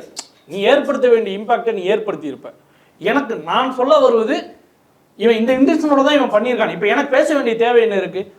ஏன்னா இப்படி ஒரு இன்டென்ஷன் இருக்கு அதுக்குள்ள அப்படிங்கிறத நம்ம சொல்லணுங்கிறதா என்னுடைய அடிப்படை. ஏன்னா இப்போ நீங்க வீடியோ நீக்கிட்ட, ஆனா அது ஏற்படுத்தின தாக்கம்ங்கிற ஏற்படுத்தினது தானே. நீ இமேஜ் ஒரு பிராண்ட் பண்ணணும்னு நினைச்ச, மதன் கௌரி எடுத்த முதல் பொலிட்டிக்கல் வீடியோ அப்படிங்கிற ஒரு இமேஜ் இருக்கு, அது ஏன் முதல் வீடியோ வருது, எது கடைசி வீடியோ வருது, முதல் வீடியோவில் ஏன் இந்த கேள்விகளை இப்படி கேட்ட இந்த டோன்ல கேட்ட அப்படிங்கிறது எல்லாமே இப்போ ரெஜிஸ்டர் ஆகிருக்கும். அப்போ ஒரு 7 நாள் 8 நாள் உட்காந்து ஒரு வாக்காளன் அந்த வீடியோவை முதல் முறை வாக்களிக்க போற ஒருத்தன் பார்த்துருந்தான்னா அவனுக்கு அது என்ன மாதிரியான இம்பாக்ட் ஏற்படுத்துங்கிறது எனக்கு நல்லா தெரியும். ஆக்சுவலி கோயம்புத்தூருக்கு கேம்பெயின் பண்ணியிருந்தார். கோயம்புத்தூரின் வேட்பாளர் யார்? அவர் தன்மையானவர். கோயம்புத்தூரில் அந்த தொழிலை வளர்ப்பதற்காக வருகிறவர். அவர் வந்து கோயம்புத்தூரை வந்து அடிச்சு திராவிட கட்சியில் அடிச்சிருச்சு. ஆனா நாங்க வளர்த்ததுக்காக வந்துருக்கோம். அந்த ஆள் ஒரு மிரட்டல் விடுறாரு அந்த இதுல. அந்த ஆள் பாஸ் பண்ணி போறான் மதன் என்ன சொல்றாருன்னா, 10 வருஷத்துல யூபி வளர்ந்துச்சுன்னா அந்த கோயம்புத்தூர் என்னன்னா ஆகுது அப்படின்னு கேட்கலாம். எதுக்கு ஜிஎஸ்டி போட்டு கோயம்புத்தூர் தொழில் அளிக்கிற வேலையை பண்ணீங்க, நீங்க தான் பண்ணிட்டு இருக்குன்னு கேட்டுருக்கணும். அதை கேட்கல. ஆனா நீங்க வந்து கோயம்புத்தூர் போனா கோயம்புத்தூர் ரொம்ப மரியாதையான பாசம் பேசுவாங்க. கோயம்புத்தூர் திங்கிறது இது கிடைக்குதுன்னு பேசுறதுக்கு அந்த ஆள் somebody who has this kind of intention, இந்த வகையான இன்டென்ஷன் இருக்க ஒரு ஆளு நம்ம சமூகத்துல இன்ஃப்ளூயன்ஸ் பண்றான் அப்படின்னு சொன்னா, நீங்க சொன்ன அதே வார்த்தையை துருவத்தி சொல்லியிருக்காரு. துருவத்தி என்ன சொல்லியிருக்காருன்னா, ஆடியன்ஸை பத்தோட சொல்றாரு, உங்க மண்டையை வந்து குப்பை தொட்டி மாதிரி டீல் பண்ணாங்க, இவங்கெல்லாம் இன்ஃப்ளூயன்சர் கிடையாது. ஏதாவது ஒரு வீடு பத்தி எறியும் பொழுது எவனாவது ஒருத்தர் நடுக்கிறேன்னு சொல்றான்னா, அந்த வீடு பத்த வச்சவனுக்கு பக்கத்துல நிற்கிறான் அப்படின்னு அவனை நம்பாதீங்க, இவன் பின்னால போகாதீங்கன்னு துருவத்தி சொல்றாரு. எனக்கு நிலைப்பாடு எடுத்து எதிரில் சண்டை போடுறவன் கூட பிரச்சனை இல்லை. அவன் நேரில் இருக்கான், நம்ம பாண்டே வந்தோம்னா நம்ம சண்டை போடுறது வேற. இவர் உங்க முதுகு பின்னாடி இவர் நம்ம தோல் மேல கை போட்டு நம்ம காம்ரேட் அப்படின்னு சொல்லி நம்ம கூடயே இருக்கிற நண்பர்கள் மாதிரி பழகிட்டு இப்படி பண்ணும்போது நமக்கு என்னன்னா இது வந்து அதை விட ரொம்ப மோசமான ஒரு நிலைப்பாடு. ஏன்னா இவனுடைய இன்டென்ஷன் என்னங்கிறது நம்ம வெளியில பார்க்கும்போது நார்மலா பாக்குற யாருக்கும் வந்து இன்டென்ஷன் தெரியாது. அது உள்ளூர ரொம்ப கண்ணியா இருக்காங்க. இன்னொரு பாயிண்ட்னாக்கா இப்ப நான் எல்லாரையும் போயிட்டு எடுக்கிறேன் பாருங்க. அண்ணாமலை எடுத்துட்டேன், அங்கிட்டு ஏடிஎம்கே ஜெயக்குமார் எடுத்துட்டேன், டிஎம்கேல கனிமொழி அவர்கள் எடுத்துட்டேன், கம்யூனிஸ்ட் கட்சிக்கு வேற யாராவது மேபி எடுக்கலாம், வேற எல்லாத்தையும் எடுத்துட்டேன். அது கிடையாது, அவரோட பாயிண்ட் ஆஃப் வியூ சொல்றோம். எல்லா கட்சியும் எடுத்துட்டேன்னாக்கா கோயம்புத்தூர்ல அண்ணாமலை எடுத்துட்டு மறுநாளே அங்க போட்டி எடுக்கிற கணபதி ராஜகுமார் எடுத்துக்கணும், சிங்கராமச்சந்திரன் எடுத்துக்கணும். நீங்க நான் கேட்கறது ரொம்ப சிம்பிள். நீ வந்து எந்த இதுவும் இல்லாம தான் நடக்கிற, எந்த பேதமும் இல்லாம தான் நடக்கிற. நான் உன்னோட அளவுக்கு நான் யோசிச்சே சொல்றேன். உனக்கு அது நான் வந்து எந்த இதுவும் இல்லாமல் எந்த கட்சி சாயமும் இல்லாமல் நேர்மையாக இருக்க விரும்புகிறேன். 40 தொகுதியிலையும் இருக்கிற சுயேட்சையை வந்து நான் எடுத்துறேன். அதில் நேர்மையானவர்கள், படித்தவர்கள், எனக்கு அதில் மாற்று கருத்து இருக்கு. அது வந்து மூவர்த்தனமா இருந்தாலும் பரவாயில்ல, எடுத்து தொலை. ஏன்னா அது வந்து வேற ஒரு பெரிய கட்சி ஜெயிக்கிறதுக்கு தான் அது உதவி பண்ணும். இருந்தாலும் உன்னோட நிலைப்பாடு படி பார்த்தா 40 தொகுதியிலும் இருக்கக்கூடிய சுயேட்சைகள் யாருடைய உதவியும் இல்லாமல் இருக்கிற 40 பேரை நான் இன்டர்வியூ எடுத்திருக்கேங்க அப்படி நீ சொன்னீங்கன்னா அதில் ஒரு ஓகே, அதில் இன்டென்ஷன் எதுவும் இருந்திருக்காது அப்படின்னு நான் அதை ஏற்றுக்கிறேன். ஆனால் நீ வந்து எவ்வளோ தெளிவாக நீ வந்து இந்த மாதிரி ஒரு இன்டர்வியூ செட் பண்ணி எடுக்கிற இன்டர்வியூ அண்ணாமலை இன்டர்வியூ வந்து 1 மணி நேரத்துக்கு மேலே போகுது இல்லையா, 57 நிமிஷம் சரியா. ஆனால் கனிமொழியோட இன்டர்வியூ இவ்வளோ சுருக்கமாக போகுது. கனிமொழி நிதானமாக விரிவாக பேசுவதற்கு அனுமதிக்கப்படலை. அதான் கிடையாது, வேலை எடுத்து போய் உட்காந்துருக்கவன் 1 மணி ஐயா, அது நேரம் கணக்கு எடுத்து கணக்கு எடுத்தது அதெல்லாம் கணக்கு எதுக்கு டயத்தோட காமிக்கிறதுக்கு எடுக்கப்பட்ட இன்டர்வியூ. ஆனா இந்த இன்டர்வியூல வெறும் இமேஜ் பில்டிங் மட்டும்தான். அவர் ரொம்ப சூப்பரான ஆளு, தன்மையான ஆளு. இல்ல அவரு அந்த வேலையை விட்டு வந்ததற்கு சொல்ற இதெல்லாம் பார்க்கும்போது இறந்த நபரை பத்தி எல்லாம் வந்து சொல்லுவார். நம்ம கேட்க முடியாது இல்லையா, தோண்டி இறந்ததே அவரை இவரு போய் நான் போலீஸ் விட்டு போறேன்னு சொல்லியிருக்காரு. அவர் தற்கொலை பண்ணிருக்காரு. ஆனா ரெண்டையும் ஆர்டர் பண்ணி பாருங்க, நான் போலீஸ் விட்டு போறேன், அரசியலுக்கு போறேன். அவர் இறந்ததுக்கு வேற ரீசன்ங்க, வேற ரீசன் எனக்கு புரியுதுங்க. ஆனா அவர் சொன்ன ஆர்டர் படி என்னங்க இப்படி சொல்லி சித்தார்த்தா கஃபேடே சித்தார்த்தா வந்து அவருடைய ஃபேமிலி வந்து ரிலேட்டட் டு காங்கிரஸ். ஆனா அவருடைய லெட்டர் ஒன்று வெளியாச்சு, இறந்த உடனே அவர் எழுதினதாக ஒரு லெட்டர் வெளியாச்சு. அந்த லெட்டர்ல இருக்கிற ஸ்பெகுலேஷன்ஸ் படி பார்க்கும்போது இன்கம் டேக்ஸ் டிபார்ட்மெண்ட்டினுடைய டைரக்டர் ஜெனரல் ஆஃப் இன்வெஸ்டிகேஷன் கொடுத்த அழுத்தங்கள், டாக்ஸ் டிபார்ட்மெண்ட் கொடுத்த கடுமையான நெருக்கடிகள் உள்ளிட்ட காரணங்கள் தான் அவருடைய மரணத்துக்கு காரணம் ஒன்று காங்கிரஸ், திரிணாமுல் உள்ளிட்ட பலரும் கூட அப்ப குற்றச்சாட்டு எழுப்பினாங்க. சமீபத்தில் இந்த எலக்ட்ரல் பாண்ட் விஷயத்துல நம்ம எடுத்து அப்படியே காரிலேட் பண்ணி பார்த்தோம் அப்படின்னா, அழுத்தம், காசு கொடுத்தா கேஸ்ல இருந்து ரிலீஸ் ஆயிடலாம், பாண்டு கொடுத்தா கேஸ்ல இருந்து ரிலீஸ் ஆயிடலாம், கொடுக்கல அப்படின்னா தொழில் முடங்கும், தொழில் முடங்கினா என்ன நடக்கும்னு சித்தார்த்தா வச்சு பார்த்துக்கலாம். நீங்க ரிலீஸ் ஆயிடலாம், காசு கூட இல்ல ரிலீஸ் ஆயிடலாம். லோயா நடந்தது இல்ல, ஜட்ஜி லோயா ஒழுங்கா தீர்ப்பு கூட இல்ல ரிலீஸ். ஆனா ஒரு ஜட்ஜையே ஒருத்தர் ரிலீஸ் பண்றது அது எவ்வளவு பெரிய விஷயம் இல்ல. சீரியஸா புரியுது சிரிச்சுக்கிறீங்க. இல்ல அந்த கேஸ் செம கேஸுங்க, சொல்லிடலாம் நம்ம மக்களுக்கு அதை மறுபடியும் சொல்லணும். மோடி வந்து குஜராத் சீஃப் மினிஸ்டர், அப்போ வந்து இது என்கொயரி நடந்துட்டு இருக்கு, எதை பத்தி, குஜராத் படுகொலைகளை பத்தி நடந்துகிட்டு இருக்கு. அதுல மோடி கேபினெட்ல இருந்த ஒரு மினிஸ்டர், ஆக்சுவலா அவர் தான் சிஎம்ஆ வந்திருக்க வேண்டியது, சீனியர் ஹரேன் பாண்டியா, அவர் வந்து கேபினெட்ல இருக்கிறாரு. மோடி சிஎம் ஆகும்போது எம்எல்ஏ வேறு, ஆமா, அதுக்கு முன்னால ஒருத்தர் சிஎம் இருக்கிறாரு. அந்த சிஎம் பத்தி தப்பான விவரங்கள்லாம் பரப்பி அவரை பதவியிலிருந்து இறக்கி அந்த இடத்துக்கு வந்தப்ப மோடி வர்றாரு. அது ஒரு பக்கா அமாவாசை பீஸ். அதுக்கு பிறகு கூட ஒருத்தர் இருக்கு. ஆஃப்டர் அமாவாசை பதவிக்கு வந்ததுக்கு அப்புறம் என்ன நடந்துச்சுன்னு எடுத்து பார்த்தோம்னா, ஹரேன் பாண்டியா வந்து என்ன பண்றாரு, அந்த என்கொயரி கமிஷன்ல உள்ள போய் ஏதோ வாக்குமூலம் கொடுத்துட்டு வர்றாரு. இவருக்கு எதிராக திரும்பி அந்த இடத்துல சொல்லிடுறாருங்க. அது நமக்கு தெரியாது. அது எப்ப தெரிய வருது அவர் எதிராக கொடுக்குறாரு அப்படின்னா, இவர் வந்த கொஞ்ச நாள்ல இவரை வந்து ஏதோ பேசிட்டாருன்றது ஐபி மூலமா இவங்களுக்கு எப்படி தகவல் போதா என்னன்னு தெரியல. ஷொராபுதீன் ஷேக் அப்படின்னு ஒரு ஆளு, அந்த ஆள் என்ன பண்றாரு, ஹரேன் பாண்டியாவை மர்டர் பண்றாரு. அந்த ஆள் யூபி ரவுடி, அந்த ஆள் ஒரு பெரிய ரவுடி, உத்தரப்பிரதேசல இருந்து கூட்டு வந்து ஹரேன் பாண்டியாவை மர்டர் பண்ண வைக்கிறாங்க. ஒன் ஃபைன் டே இந்த ஹரேன் பாண்டியா கொலை பண்ண அந்த ஷொராபுதீன் ஷேக் இருக்கிறார் இல்லையா, அந்த ஷொராபுதீன் ஷேக்கை வந்து என்கவுண்டர் பண்ணிடுறாங்க. அவர் ஒரு தீவிரவாத அமைப்பு, அவர் வந்து ஒரு தீவிரவாதி. அப்படி இல்ல, ஷொராபுதீன் ஷேக் வந்து ஹரேன் பாண்டியா போட்டு பண்ணிடுறாரு. இப்போ இந்த ஷொராபுதீன் ஷேக் ஃப்ரீயா இருக்கிறாரு, இவனை எப்படி யூஸ் பண்றது? அவர் பேர் என்ன, ஷொராபுதீன் ஷேக், இவனை எப்படி யூஸ் பண்ணலாம்? இவர் தான் டெரரிஸ்ட். இவர் எதுக்கு வந்தாரு, அவர் மோடியை வந்து கொலை பண்ண வந்தாருன்னு சொல்லி, மோடியோ இவங்களை கொலை பண்ண வந்தாருன்னு சொல்லி என்கவுண்டர் போட்டுறாங்க. அது ஃபேக் கவுண்டர் கேஸ்ன்னு சொல்லி கேஸ் நடந்துட்டு இருக்கு. அந்த ஃபேக் கவுண்டர் கேஸ்ல சஸ்பெக்ட் வந்து ஐயா ஹோம் மினிஸ்டர் அமித்ஷா. அந்த கேஸுக்கு இவர் வந்து கேஸ்ல போயிட்டு இவங்க கேட்குறாங்க, அதுல விட்னஸ் எங்க ஆளை ரிலீஸ் பண்ணுங்க அப்படின்னு கேட்குறாங்க. அந்த கேஸுக்காகத்தான் இவர் குஜராத்தியை விட்டு ஹிந்தி கத்துக்கிட்டாருன்னு அண்ணாமலை சொல்றது. அதான் அந்த போயிட்டு லோயாட்ட டீல் பேசுறாங்க, லோயா ஜட்ஜ் விசாரிக்கிறாங்க, எங்க ஆளை ரிலீஸ் பண்ணி கொடுங்கன்னு கேட்குறாங்க அமித்ஷா அவர்களை. ஆமா, ஏன்னா இவர் ஊபிக்காரன்றதுனால ஊபி கோர்ட் தீர்ப்பெழுதுவேன் அப்படின்னு சொல்றாங்க. நான் தர்மபுரி தீர்ப்பெழுதுவேன் சொல்றாங்க. நீ ரிலீஸ் பண்றியா நான் ரிலீஸ் பண்ணவா? இதுதான் டீல். அவர் வந்து இல்ல நான் சட்டப்படி தான் தீர்ப்பெழுதுவேன்னு சொன்னோம்னா சரி ஓகேன்னு சொல்லி போன ரிலீஸ். அவரை வந்து கல்யாணத்துக்கு கூப்பிட்டுருக்காங்க. கல்யாணத்துக்கு கட்டாயப்படுத்தி இல்ல ஒரு ஜட்ஜி பிள்ளைக்கு கல்யாணம்னு சொல்லி வலுக்கட்டாயமா அந்த ஜட்ஜை கூப்பிட்டு போய் போன இடத்துல என்ன நடந்துச்சோ அவர் மாரடைப்பு வந்து இறந்து போயிட்டாரு அப்படின்னு கட்டாயப்படுத்தி கூட்டு போனாங்கன்னு சொல்லி அவருடைய சகோதரி உள்ளிட்டவர்கள் வாக்குமூலம் சொல்றாங்க. அவருடைய மகன் ரொம்ப அதான் வேற ஒரு கதை. இவரை லோயாவை ரிலீஸ் பண்ணாங்க. அந்த லோயா ரிலீஸ் பண்ணப்பட்டது ரிலீஸ்ங்கிறது வித்தின் கோர்ட். அந்த லோயா தான்ல இப்படி சொல்லுங்க. இல்ல வேண்டாம் இதுவே போதுமானதா இருக்கு. லோயாவை ரிலீஸ் பண்றதுக்கு முன்னாடி அமித்ஷா வந்து என்ன பண்றாங்கன்னா தடிப்பார் குஜராத்துக்குள்ளே நுழையக்கூடாது அப்படின்னு சொல்லி குஜராத்தோட துரத்தி விட்டுறாங்க. அதனாலதான் அவர் வந்து கஷ்டப்பட்டு குஜராத்தியை விட்டுட்டு ஹிந்தி கத்துக்கிட்டாருன்னு மதன் கௌரிட்ட அண்ணாமலை சொன்னது. குஜராத் கேஸ்ல ஹிந்தி கத்துக்காருன்னு சொல்றாங்க. நீ மண்டைய ஆடிட்டு அப்போ நீ தமிழ்நாட்டு மக்களை சேர்த்து நீ ஒன்ன வித்துக்கோ. நீ வந்து உனக்கு நல்ல ரேட்டு பேசி எவ்வளவு வித்துக்கோ. ஆனா நீ வந்து தமிழ்நாட்டு மக்களை உன் சப்ஸ்கிரைபர் சேர்த்து விற்கிற. அந்த சப்ஸ்கிரைபர்ஸ் நம்ம குறைச்சு சொல்ல ஐயா நீங்க சேர்ந்து வர போறீங்க. சப்ஸ்கிரைபர்ஸ் உங்க எல்லாம் விளையா வச்சுட்டாயா அடமானம் பேசிட்டு இருக்கிறான். சூதானமா இருக்கு. அது சேர்த்து கடையில அடமானம் வச்சுட்டாங்க. இல்ல இதுல இந்த ஹிந்தி இம்போசனை பத்தி ஒரு பாயிண்ட் அப்பயே மிஸ் ஆயிடுச்சு, போடணும்னு நினைச்சது. நாங்க இப்படிதான் அப்போ இல்ல ஒண்ணும் கருத்து திணிப்பு போட்டுக்கிட்டே இருக்கோம். இந்த ஹிந்தி இம்போசன் வந்து என்ன சொல்றாரு, 1965ல டைரக்டா காங்கிரஸ் ஹிந்தி இம்போஸ் பண்ணுச்சு, நாங்க அப்படிலாம் பண்ணல அப்படின்னு போற போக்குல காங்கிரஸ் டைரக்டா ஹிந்தி இம்போஸ் பண்ணதாவும் இவர் வந்து ஹிந்தி அப்படிலாம் நாங்க இம்போஸ் பண்ணல அப்படின்னு இவங்க வந்து அதுல இருந்து ரிலீஸ் பண்ணி விட்டுட்டாங்கன்னு சொல்றாரு. ஆமா, எந்த ரிலீஸ்? இல்ல ஹிந்தியில இருந்து ஹிந்தி புதிய கல்விக் கொள்கையை நாங்க கொண்டு வந்ததே ஹிந்தி கட்டாயம் இல்லன்றத நாங்க ரிலீஸ் பண்றோம்னு சொல்றாரு இல்லையா. எனக்கு ஒரு டவுட், இந்தியாவுடைய அரசியலமைப்பு சட்டத்துல நமக்கு நிறைய விமர்சனங்கள் இருக்கு. அதை பாதுகாக்கணும்னு நம்ம சொல்றது ஒரு காரணத்திற்காக, அதுல திருத்தம் வேணும்னு சொல்றது வேறு காரணத்திற்காக. பாதுகாக்கணும்னு சொல்றது இந்த நாட்டுல ஒருத்தனும் இன்னொருத்தனும் சமம் இல்லைன்னு இருந்த ஒரு நாட்டுல நீயும் இன்னொருத்தனும் சமந்தாண்டான்னு முதல்ல சொன்ன ஒரு அரசியலமைப்பு சட்டம் அதுதான் வந்து அரசியலமைப்பு சட்டம். அதனால அதை பாதுகாக்கணும். ஆனா அதுல ஒரு சரத்து இருக்கு. Article 344, 345, 346, 347 promoting Hindi as official language of India. அதை நீக்கிட்டியா? ஒன்றும் இல்லை, ஒன்றிய அரசினுடைய தேர்வுகள் நிறைய நடக்குது.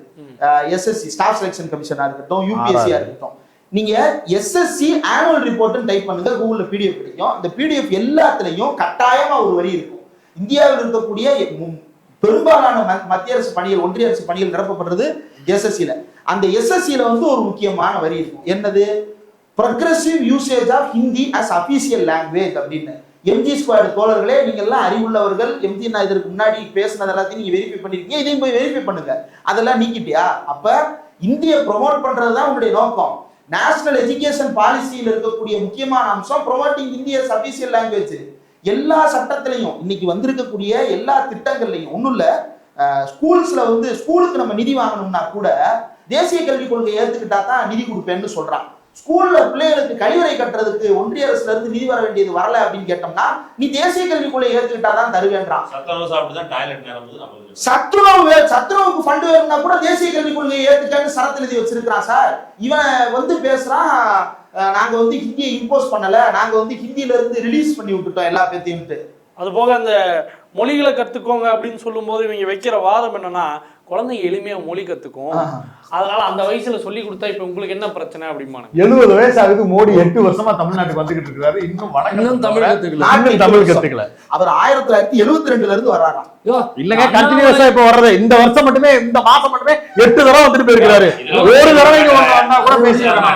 குழந்தைங்க கத்துக்கணும். மோடி கிட்ட அண்ணாமலை இங்கிலீஷ்ல தான் பேசுவேன் ஓடிட்டு இருக்குன்னு நினைக்கிறேன், லைவா ஓடிட்டு இருக்கு. நீ இங்கிலீஷ்ல பேசிருப்பா, அவர் எப்படி பேசிருப்பாரு? அவர் என்ன 1 crore இருப்பாரு, 50,000 இருப்பாரு, 50,000. அவருக்கு ஆங்கிலம் தெரியாதுன்றத குறைச்சு சொல்லல.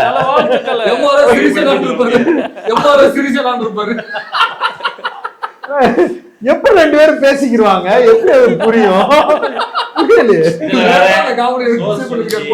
ரொம்ப நேரமா கவர்னர் இப்போ சமயத்துல எவனா ஒருத்தீங்க பிஜேபி காரங்க கவர்னர் மாளிகையில அண்ணாமலையை விட்டு தனியா கூப்பிட்டு தமிழிசை வரக்கூடாதுன்னு சொல்லிட்டாராம். தனியா கூப்பிட்டு அண்ணாமலை பேசியிருந்தேன் அப்படியா? யாரு? மோடி பேசியிருந்தாங்க, வந்துட்டார்ல. ஆமா, தனியா பேசிட்டாரா அண்ணாமலை? அவரு மயில் கூட தனியா பேசி எல்லாம் பாத்துருக்கேன். பிரச்சனையே அதுதான். ரொம்ப வருஷமா தனியா தான் பேசிட்டு இருக்காரு, பேட்டி கொடுக்க மாட்டேங்கிறாரு பிரச்சனையே. ஆக்சுவலி இந்த அண்ணாமலை பேட்டிலையும் நீங்க அங்க வந்து கிராப் பண்ணி எம்ஜி ஸ்குவாட் இவரை தனியா வச்சுட்டாலும் அண்ணாமலை தனியா பேசிட்டு இவரும் மோடியும் பேசுறப்ப மொழி பிரச்சனை புரியாதுன்னு வச்சுப்போம். ஒரே மொழியில தானே பேசுறீங்க 2 பேரும். அவர் சொல்ற பதில ஏதாவது உனக்கு மண்டையில புரிஞ்சதா? ஒரு எதிர்கேள்வி மண்டையில தோணுச்சா? இன்டென்ஷனலா எடுக்கிறதுல புரியல. மூளையில இருந்தாதான் வெளியே வரும். சட்டிலெல்லாம் இருக்கு, சட்டிலெல்லாம் இருக்கு.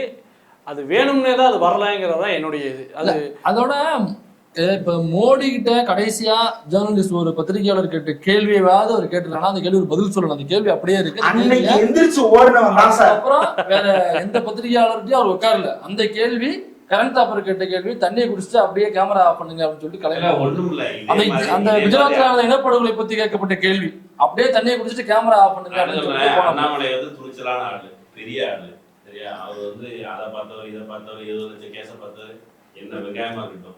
அண்ணாமலை ஓப்பனா இங்க வந்து பார்த்தோம்.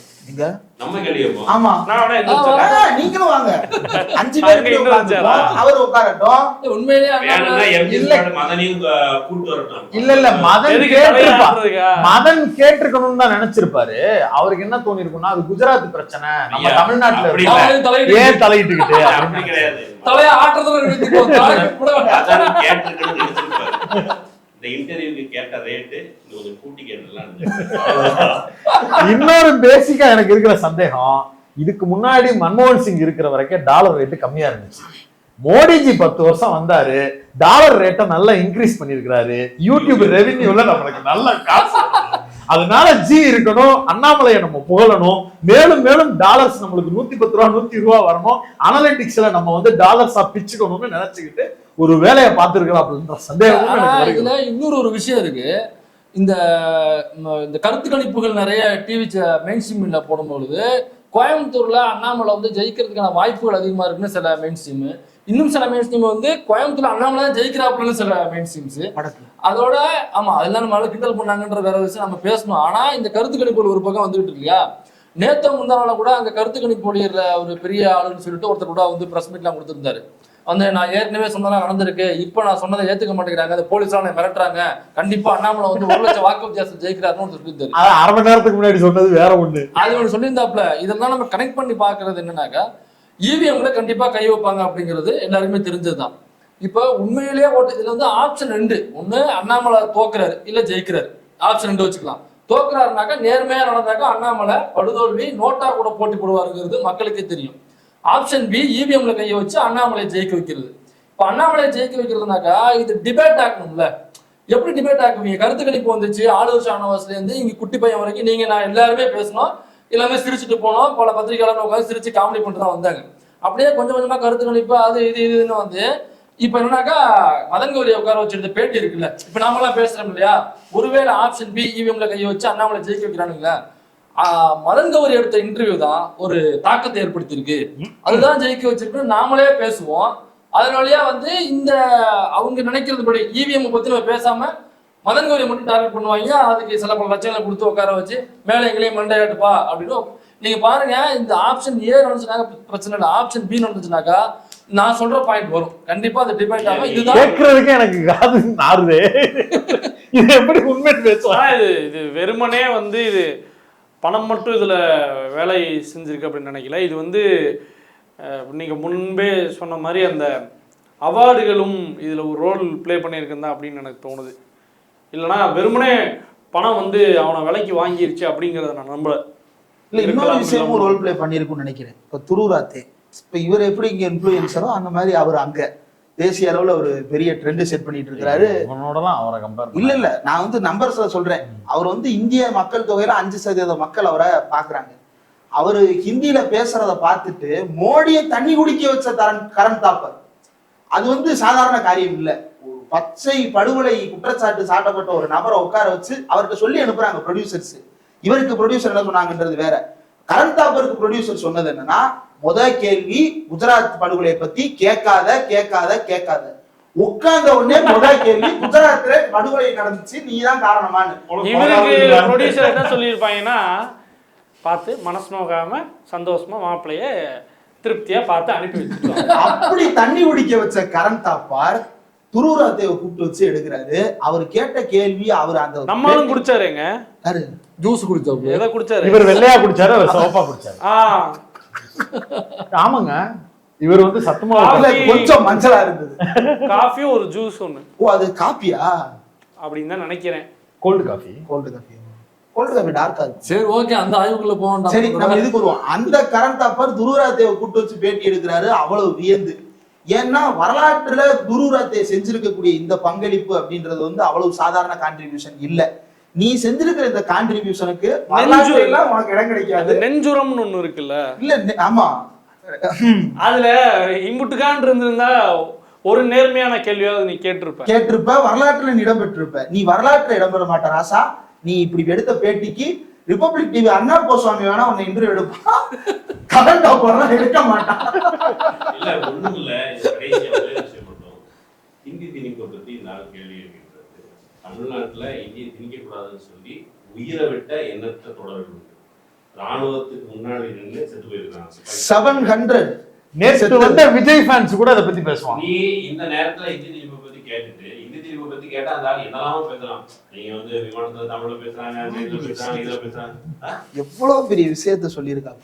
என்னது, விஜய் ஃபேன்ஸ் கூட அறிக்கையில இந்திய எதிர்ப்பு போராட்டங்கள் எல்லாம் பேசியிருக்காங்க. இவர் உட்கார்ந்து பேசினார் இல்லையா கோயம்புத்தூர், அந்த கோயம்புத்தூர் பொள்ளாச்சிக்கு இடைப்பட்ட பகுதியில மட்டும் 200 பேரை ராணுவ பீரங்கி வச்சு மிஷின் கண்ணை வச்சு பக்தவத்சலம் கவர்மெண்ட் சுட்டு கொன்னது. பக்தவத்சலம் கவர்மெண்ட் இங்க நடந்தப்ப தமிழ்நாடு காங்கிரஸ் காரிய கமிட்டி தலைவரா யார் இருந்தானா? பச்சை தமிழர் காமராஜர். சரி, அதுக்காக நான் பக்தவத்சலத்துல இன்டர்வியூ போட்டுருவோம், பிக்ஸ் பண்ணுவோம். அப்புறம் அது யாரும் சங்கரலிங்கமா அவர்கிட்ட அவரை மிக்ஸ் வச்சுக்கிட்டு போகல, கண்ணாமட்டைக்கு தான் போகணும். ஒரு பிஆர் வேலை செய்யற நபர்களாக மாறிட்டாங்க. அதாவது மக்களை இன்ஃப்ளூயன்ஸ் பண்றேன்னு சொல்றாங்கல்ல, சாதாரண மக்கள் அட்டென்ஷன். நீங்க வந்து கேட்டீங்களா, நீ வந்து ஒரு சிகிச்சை எடுக்கலாம். உண்மையிலே மக்கள்கிட்ட இன்ஃப்ளூயன்ஸ் பண்ணி களத்துல அன்றாட வேலை பார்க்குற எவ்வளவு தொடர்பு இருக்காங்க. அவங்க யாரும் எனக்கு தெரியல. தமிழ்நாட்டுல அன்றாட கலவை தூண்டுறதுக்கான வேலையை பார்த்துட்டு இருக்கிற அண்ணாமலை மட்டும் ஒரு கண்ணுக்கு தெரியுறார். அவர் பெரிய நபரை ஒண்ணும் இல்லைங்க. போன எலெக்ஷன்ல அண்ணாமலை தேர்தலில் போட்டியிடுறதுங்க பெரிய விஷயங்க. தேர்தலில் போட்டிட்டா முழு மனுஷன் ஆயிடலாம். எதாச்சும் வந்தீங்க, நீங்க எந்த பின்புலமும் இல்லாம அழுத்தி அழுத்தி அழுத்தி அந்த இடத்துல எலெக்ஷன்ல இங்க இந்த அழுத்த அழுத்தினாரா? கனிமொழிட்ட போய் என்ன அழுத்துறாரு? நீங்க வந்து பெரிய குடும்பத்துல இருந்து வந்திருக்கீங்க, உங்களை பார்த்தா அப்படி இல்ல. போன எலெக்ஷன்ல அண்ணாமலை அவருடைய சொந்த தொகுதியில ஒரு பூத்து ஒரு ஓட்டு வாங்க. அது எப்படிங்க உங்களுக்கு ஒரு முழு மனிதனாக ஒரு அனுபவம் கிடைச்சாலும் ஒரு ஓட்டுல எப்படி முழு மனிதனாக நீங்க ஹெச்ராஜா 11 ஓட்டு வாங்கினப்ப கிடைச்ச அனுபவம் இவருக்கு ஒரு ஓட்டுல கிடைக்காதா? பேரானந்தம். அப்பொலிட்டிக்கலா இருக்கக்கூடிய ஒரு சமூகத்தை உருவாக்கி இருக்கு இந்த ஜெனரேஷனே, அப்படி வளர்ந்துருக்குன்னு ஒரு கருத்து சொல்றாங்கல்ல. அவங்கெல்லாம் ஈஸியா இந்த இளைஞர்களை அப்பொலிட்டிக்கல் ஆக்குனதுக்கு பின்னாடி அவங்க எல்லாரையும் பயன்படுத்த முடியும்ன்ற கேமை யாரெல்லாம் ஆடுறாங்கன்னா, RN ரவி ஆடுறாரு, அண்ணாமலை ஆடுறாரு, வலதுசாரிகள் ஆடுறாங்க. கொஞ்ச நாளைக்கு முன்னாடி இர்ஃபான்ஸ் வியூவோட சேனலுக்கு ஆளுநர் கூப்பிட்டு ஒரு பேட்டி எடுக்கிறாரு. ஆளுநருடைய நிகழ்வுக்கு இர்ஃபானை கூப்பிட்டு வச்சு ஆளுநரை நார்மலைஸ் பண்றதுக்காக ஒரு வேலை நடக்குது. இப்ப அண்ணாமலையை நார்மலைஸ் பண்றதுக்கான ஒரு வேலை நடக்குது. 2K கிட்ஸுகளாக இருக்கக்கூடிய இன்னைக்கு சோசியல் மீடியாவை பயன்படுத்தக்கூடிய பெரும்பான்மை 90s and 2K கிட்ஸுகள் அப்பொலிட்டிக்கலா நாம இருப்பது எவ்வளவு ஆபத்தானதுங்கிறத முதல்ல உணரணும். ஏன் ஆபத்தானதுன்னு அவங்கள்ட்ட நம்ம பேச வேண்டியது இருக்குன்னா, அவங்க நம்ம அப்பா அம்மா வயசுல இருக்கிறவங்க எல்லாம் அவங்க வாழ்க்கையை பாதி கடந்து போயிட்டாங்க. இனி வாழ போற வாழ்க்கை பூரா நம்ம வாழ்ற வாழ்க்கை தான். நீ வாழ்ற வாழ்க்கையில காதல் உனக்கு பெரும்பான்மை ரோல் பண்ண போகுது. நீ வாழ போற வாழ்க்கை வேலை வந்து உனக்கு ஒரு பெரிய இதை பண்ண போகுது. நீ வாழ போற வாழ்க்கை பக்கோடா கடை போடுன்னு பைத்தியக்கார மாதிரி பேசிக்கிட்டு இருக்கான். நீ வாழ போற வாழ்க்கையில சம்பளம் உனக்கு பெரிய ரோல் பண்ண போகுது. உன் வாழ போற வாழ்க்கையில உன்னுடைய வீடு, உன்னுடைய குடும்பம், உன்னுடைய எதிர்காலம் எல்லாமே தீர்மானிக்கப்பட போகுது. நீ இந்த ஊர்ல தான் வாழ போற, இந்த மண்ணுல தான் இருக்க போற, இங்கதான் நல்லதை நீ குடிச்சிட்டு வாழணும்னு உயிரோட இங்கதான் இருக்க போற. எல்லாருக்கும் பறந்து போறதுக்கான ஒரு சூழல் கிடையாது. அப்படி இருக்கிற நீ எப்படியெல்லாம் உன்னை நீ அரசியல் படுத்திக்கணும், எவன்லாம் உனக்கு வந்து எல்லாத்தையும் சொல்லுவான், நம்ம எல்லாத்தையும் கேட்டுக்கிட்டு அவனை போனா பூம்பு மாடு மாதிரி நம்பி அவன்கிட்ட போய் நின்றுக்கலாம்னு நினைக்கிற ஒரு முட்டாள்தனமான மந்தையாட்டு கூட்டமா நீ இருந்துடக்கூடாதுங்கிற இடத்துல ஒரு ஆதங்கத்துல இருந்து தான் நம்ம இதெல்லாம் பேச போறோம். நாங்க நீன்னு சொல்றதால நாங்கெல்லாம் என்னமோ 80sல பிறந்த மாதிரியும் 70sல பிறந்த மாதிரியும் இல்ல, உன் கூடவே பிறந்து உன் கூடவே தான் வளர்ந்தோம். கொஞ்சம் 2 வயசு கம்மியா தான் இருக்கும். நான் என்ன இவங்களால பெரிய அளவுல பர்சனலா பாதிக்கப்பட்டிருக்கிறோம், அடிப்படையில இருந்தே பாதிக்கப்பட்டிருக்கோன்ற இடத்துல இருந்து தள்ளி நின்று பாக்குறோம். இன்ஃபேக்ட் நம்மை விட அதிகம் பாதிக்கப்பட போறது இன்னைக்கு இவங்க சொல்றாங்க இல்லையா, யார டார்கெட் ஆடியன்ஸ்னு இவங்க எல்லாம் சொல்றாங்க, பொலிட்டிக்கல் 2K ஆடியன்ஸ்னு சொல்றாங்களா, அவங்க தான் வந்து இந்த அரசியலால அதிகம் பாதிக்கப்பட போறாங்க. இன்னைக்கு நீ பொலிட்டிக்கலா இருக்கலாம், ஆனா பொலிட்டிக்கல் வந்து நீ சொல்ல ஐ stay away from politics, but politics வந்து உன்னை தனியாக விடாது. கண்டிப்பாக உன்னை நீ படிக்கிறது வந்து வேலை வாய்ப்புலேருந்து பொருளாதாரத்துலேருந்து எல்லாத்துலேயுமே உன்னை சுற்றி இதை சேர்த்துருங்க. Madan Gowri I stay away from politics, I am far away from the politics இவ்வளோ நாள் சொல்லிக்கிட்டு இருந்தவன் இப்போ திரும்ப வந்து பாலிடிக்ஸுக்கு இன்டர்வியூ எடுக்க வர்றான்னா அவனையும் விடாது வந்திருக்கு. அப்போ நீயும் விதிவிலக்கு அல்ல, யாருமே விதிவிலக்கு அல்ல. நீ வந்து இதை நான் வெளியிலேருந்து பார்த்துட்டு நான் நோட்டாவுக்கு ஓட்டு போட்டு போவேன் அப்படின்னு நீ ஒரு நிலைப்பாடு எடுக்கிற, நீ நோட்டாவுக்கு ஓட்டு போடுவேன், எனக்கு மாற்றம், எனக்கு சும்மா ஒரு ஜாலி கோட்டு போடலான்னு சொல்லி இந்த மாதிரி விளையாட்டுகளில் விளையாடுறது வந்து நிச்சயமாக நான் சொல்கிறேன், அது வந்து உன்னை கண்டிப்பாக இம்பேக்ட் பண்ணும். பொலிட்டிக்கலாக இருக்கிறது ப்ரிவிலேஜ். உன்னை சுற்றி எதுவும் இல்லாத அளவுக்கு உங்ககிட்ட பணமோ உனக்கு சாதிய கட்டமைப்போ நீ இருந்த அப்படின்னா நீ பொலிட்டிக்கலாக இருப்ப. அது இல்லை அப்படின்னா நிச்சயமாக அது உன்னை வந்து கண்டிப்பாக உன்னை தாக்கும். நீ வந்து பொலிட்டிக்கலாக இருக்கிற அப்படின்னா நீ மகனே நீ பொலிட்டிக்கலாக மாறுவேன். என்ன அது ரொம்ப காலம் கடந்து நடக்கும்போது அது ரொம்ப வலிமிகுந்த ஒரு நிகழ்வாக இருக்குங்கிறனால தான் இப்போ நோட்டை பிடிக்கணும் கடப்பாறை நோட்டை பிடிக்கணும் அப்படி கொடுத்துருப்பாங்க. விஸ்வகர்மா திட்டத்தில் நீ எங்காவது மண் ஊற்றிட்டு இருப்ப. அப்போ வர்ற வழி உன் பிள்ளைய கொண்டு போய் நீ மெடிக்கல் காலேஜில் சேர்க்கணும்னு ஆசைப்படும் போது அங்கே நீட்டுன்னு ஒன்று நிற்கும், அதனால உன் பிள்ளையும் பாதிக்கப்படதான் போகுது. உங்க தாத்தா வேலை பார்த்த வேலைக்கு உன் மைண்ட் அனுப்புற நிலைமை வரும். இது ரொம்ப ரொம்ப ஃபார்ஃபெட்ச். நீங்க நீட்டுக்கு போய் மருத்துவ கல்லூரி வாசல் நிற்கிறதுலாம் சாத்தியமே இல்லை. நீங்க இந்த போக்குல போனாங்கன்னா விஸ்வகர்மா திட்டத்தின் கீழ் எல்லாரும் பானை செஞ்சுக்கிட்டு இருப்போம், குழி வெட்டிக்கிட்டு இருப்போம், முடி வெட்டிக்கிட்டு இருப்போம். இந்த வேலையெல்லாம் நம்ம பார்க்கணும்னு உன் பிள்ளைக்கு அந்த எதிர்காலத்தை தான் நீ கொடுக்க போறேன்னு நினைச்சாங்க. எங்க அண்ணன் சீமான் கனவு கண்டது உலகம். அப்ப சீமான் இருக்க மாட்டாரு. கிராஃப்ட்ஸ் கிளாஸ் படிச்சுக்கிட்டு இருப்பேன், கடைசியில் அதுவே என்னோட வாழ்க்கை. எங்க தலைமுறையில கிராஃப்ட் கிளாஸ கத்து கொடுத்தா எங்க திரும்பி கார்பெண்டரிக்கும் பைண்டிங் வேலைக்கும் போயிடுவாங்கன்றதுக்காண்டி மேக்ஸ் வாத்தியார் மண்டையில கொட்டி அதெல்லாம் உனக்கு செயல்படாதீங்க வந்து பாடத்தை படி முதல்ல 200 கட் ஆஃப் நீ எடுத்து ஆகணும்னு மண்டையில குத்துவாரு. இன்னைக்கு உன்னைய கொண்டு போய் மோடியே வந்து பானை செய்யணும் உட்கார வைக்கிறாரு. நாளைக்கு உன் பிள்ளை அந்த பேட்ச் ஒர்க் பாத்துக்கிட்டு இருக்கோம், நீ வந்து அப்ப எங்க உட்கார்ந்து இருக்குதுன்னு தெரியாம உட்கார்ந்துருப்ப. இன்னைக்கு நீ மதன் கௌரி வீடியோ பார்க்கக்கூடிய சுதந்திரம் கூட உனக்கு அன்னைக்கு கிடைக்காது. அன்னைக்கு நீ என்ன வீடியோ பார்க்கணுங்கிறத கூட மேல இருந்து அவன் தீர்மானிப்பான். எழுமுருகன் கோடு போட்டு வச்சிருப்பாரு, நீ என்ன வீடியோ பார்க்கணும், மண்மானை செய்வது எப்படி, அழகாக கை வைத்து உருண்டை பிடிப்பது எப்படி, முடி வெட்டும் போது சிஸ்டர் கையில் வெட்டாமல் வலிப்பது எப்படி, இப்படிதான் அவனை பார்க்க வைப்பான். உன் பிள்ளை அவன் நோக்கி தான் ஓடும், நாதியத்து போய் நிப்ப. அன்னைக்கு இவனுங்க எல்லாம் உட்கார்ந்து பேசுனது பூமர் கண்டென்ட் இல்ல, நம்மளுக்கு போட வேண்டிய சோத்த பூரா பறிச்சிருக்கான்ற எங்க வழி உனக்கு புரியும். நன்றி வணக்கம். இன்னொன்னு அப்ப கூட புரிஞ்சுக்க, இவ்வளவும் சொல்லி கொடுக்குறாங்க, அப்ப கூட மணி அடிச்சு தட்டு சுத்துறது அது ஏன் நீ கேட்காத வரைக்கும் உன்னை இதே நிலைமையில வச்சிருப்பான். நீ கடைசி வரை கோயிலுக்கு வெளியில தான் நிப்ப, மணி அடிச்சுக்கிட்டு நல்லா காசு பார்த்துட்டு இருப்பான், அவன் தட்டுல நீ காசு போட்டுட்டு இருப்ப. அண்ணாமலையும் மதன் கௌரியோடைய வீட்டுல உள்ளவங்க முதலில் தான் நிற்பாங்க. ஆமா இல்ல அவங்களுக்கு பிரச்சனை இல்லைன்னா பரவாயில்ல, சுயமரியாதை இருக்கிறவனுக்கு பிரச்சனையா இருக்கும், அவனுக்காக நான் பேசுறேன். வெளியூர் போயிடுவான். இந்த மாதிரி ஏதாவது ஒரு பிரச்சனை வந்துச்சுன்னா டப்புன்னு ஒரு ஃபிளைட் டிக்கெட்டை போட்டு வெளிநாட்டுல போய் உட்காந்துக்கிட்டு இந்தியால எதுவுமே சரியில்லைன்னு அந்த உட்காந்துக்கிட்டு போங்குவான். பிழைப்புவாதிகள் சந்தர்ப்பவாதிகள் எங்க இருந்தாலும் பிழைக்கலாம், அது பிரச்சனை. நாயும் பிழைக்கும் நக்கி இப்படிக்கான சுயமரியாதையை நீ வந்து இலக்க ரெடி ஆயிட்ட அப்படின்னா நீ வந்து இறந்தும் பிழைக்கலாம் அப்படிமாங்கல்ல. அது திருக்குறள், அது வந்து இறந்தும் உயிர் வாழ்தல் வேண்டின். இப்படி சொல்லி போட்டு வாங்குறாரு. ஆக்சுவலா இது வந்து நான் 4வது தடவை இதே டேக்ல நான் சொல்றேன், அதனால அவங்க இருந்தாலும் நான் சொல்லுவேன். இருந்தாலும் செத்து போறது இல்லையா, சின்னரா அது நான் இறந்தாலும் சொல்லுவேன், இறந்தும் உயிர் வாழ்தல். ஏன்னா திருக்குறளுக்கு காவி சாயம் அடிக்கிறான்ல, அப்ப நான் கருப்பு சட்டைக்காரன் நான் திருவள்ளுவர் நான் சொல்லணும்ல. பச்சை சட்டை போட்டிருக்கேன் இல்ல, நான் இல்லங்க, கருப்பு சட்டை திருவள்ளுவர். வெள்ள சட்டை சரி, ஏதோ அவர் சட்டையே இல்லாம கூட இருக்கட்டும், அது நம்ம பத்தி பிரச்சனையே இல்ல. அந்த சட்டையில பூணூல் இருக்கா பாத்தீங்கன்னா இறந்தும் போங்க, நீங்க போங்க, முடிச்சிடலாம். எனக்கே ரொம்ப கூச்சமா இருக்கு. இப்ப வாசி joke அடிக்கணும். இல்ல, இருந்தாலும் முடிச்சிடறேன். இறந்தும் உயிர் வாழ்தல் வேண்டின் பறந்து கெடுக உலகீற்று. இந்த உலகத்தை படைத்தவனாகவே இருந்தாலும் எனக்கு பிச்சை எடுத்து பிழைப்பதுதான் வாழ்க்கைன்னு ஒருத்தன் கொடுத்திருந்தான்னா அவன் நாசமா போட்டோம் அப்படின்னு திருவள்ளுவர் எழுதி வச்சிருக்கிறாரு. இந்த பொழப்பு பிழைக்கிறதுக்கு நல்ல பொழப்பு இருக்குது, நல்ல வாழ்க்கை இருக்கிறது, நல்ல சப்ஸ்கிரைபர் கவுண்ட் இருக்கிறது. அந்த திருவள்ளுவர் இன்டர்வியூ போட்டுருவோம், அவ்வளவுதான்.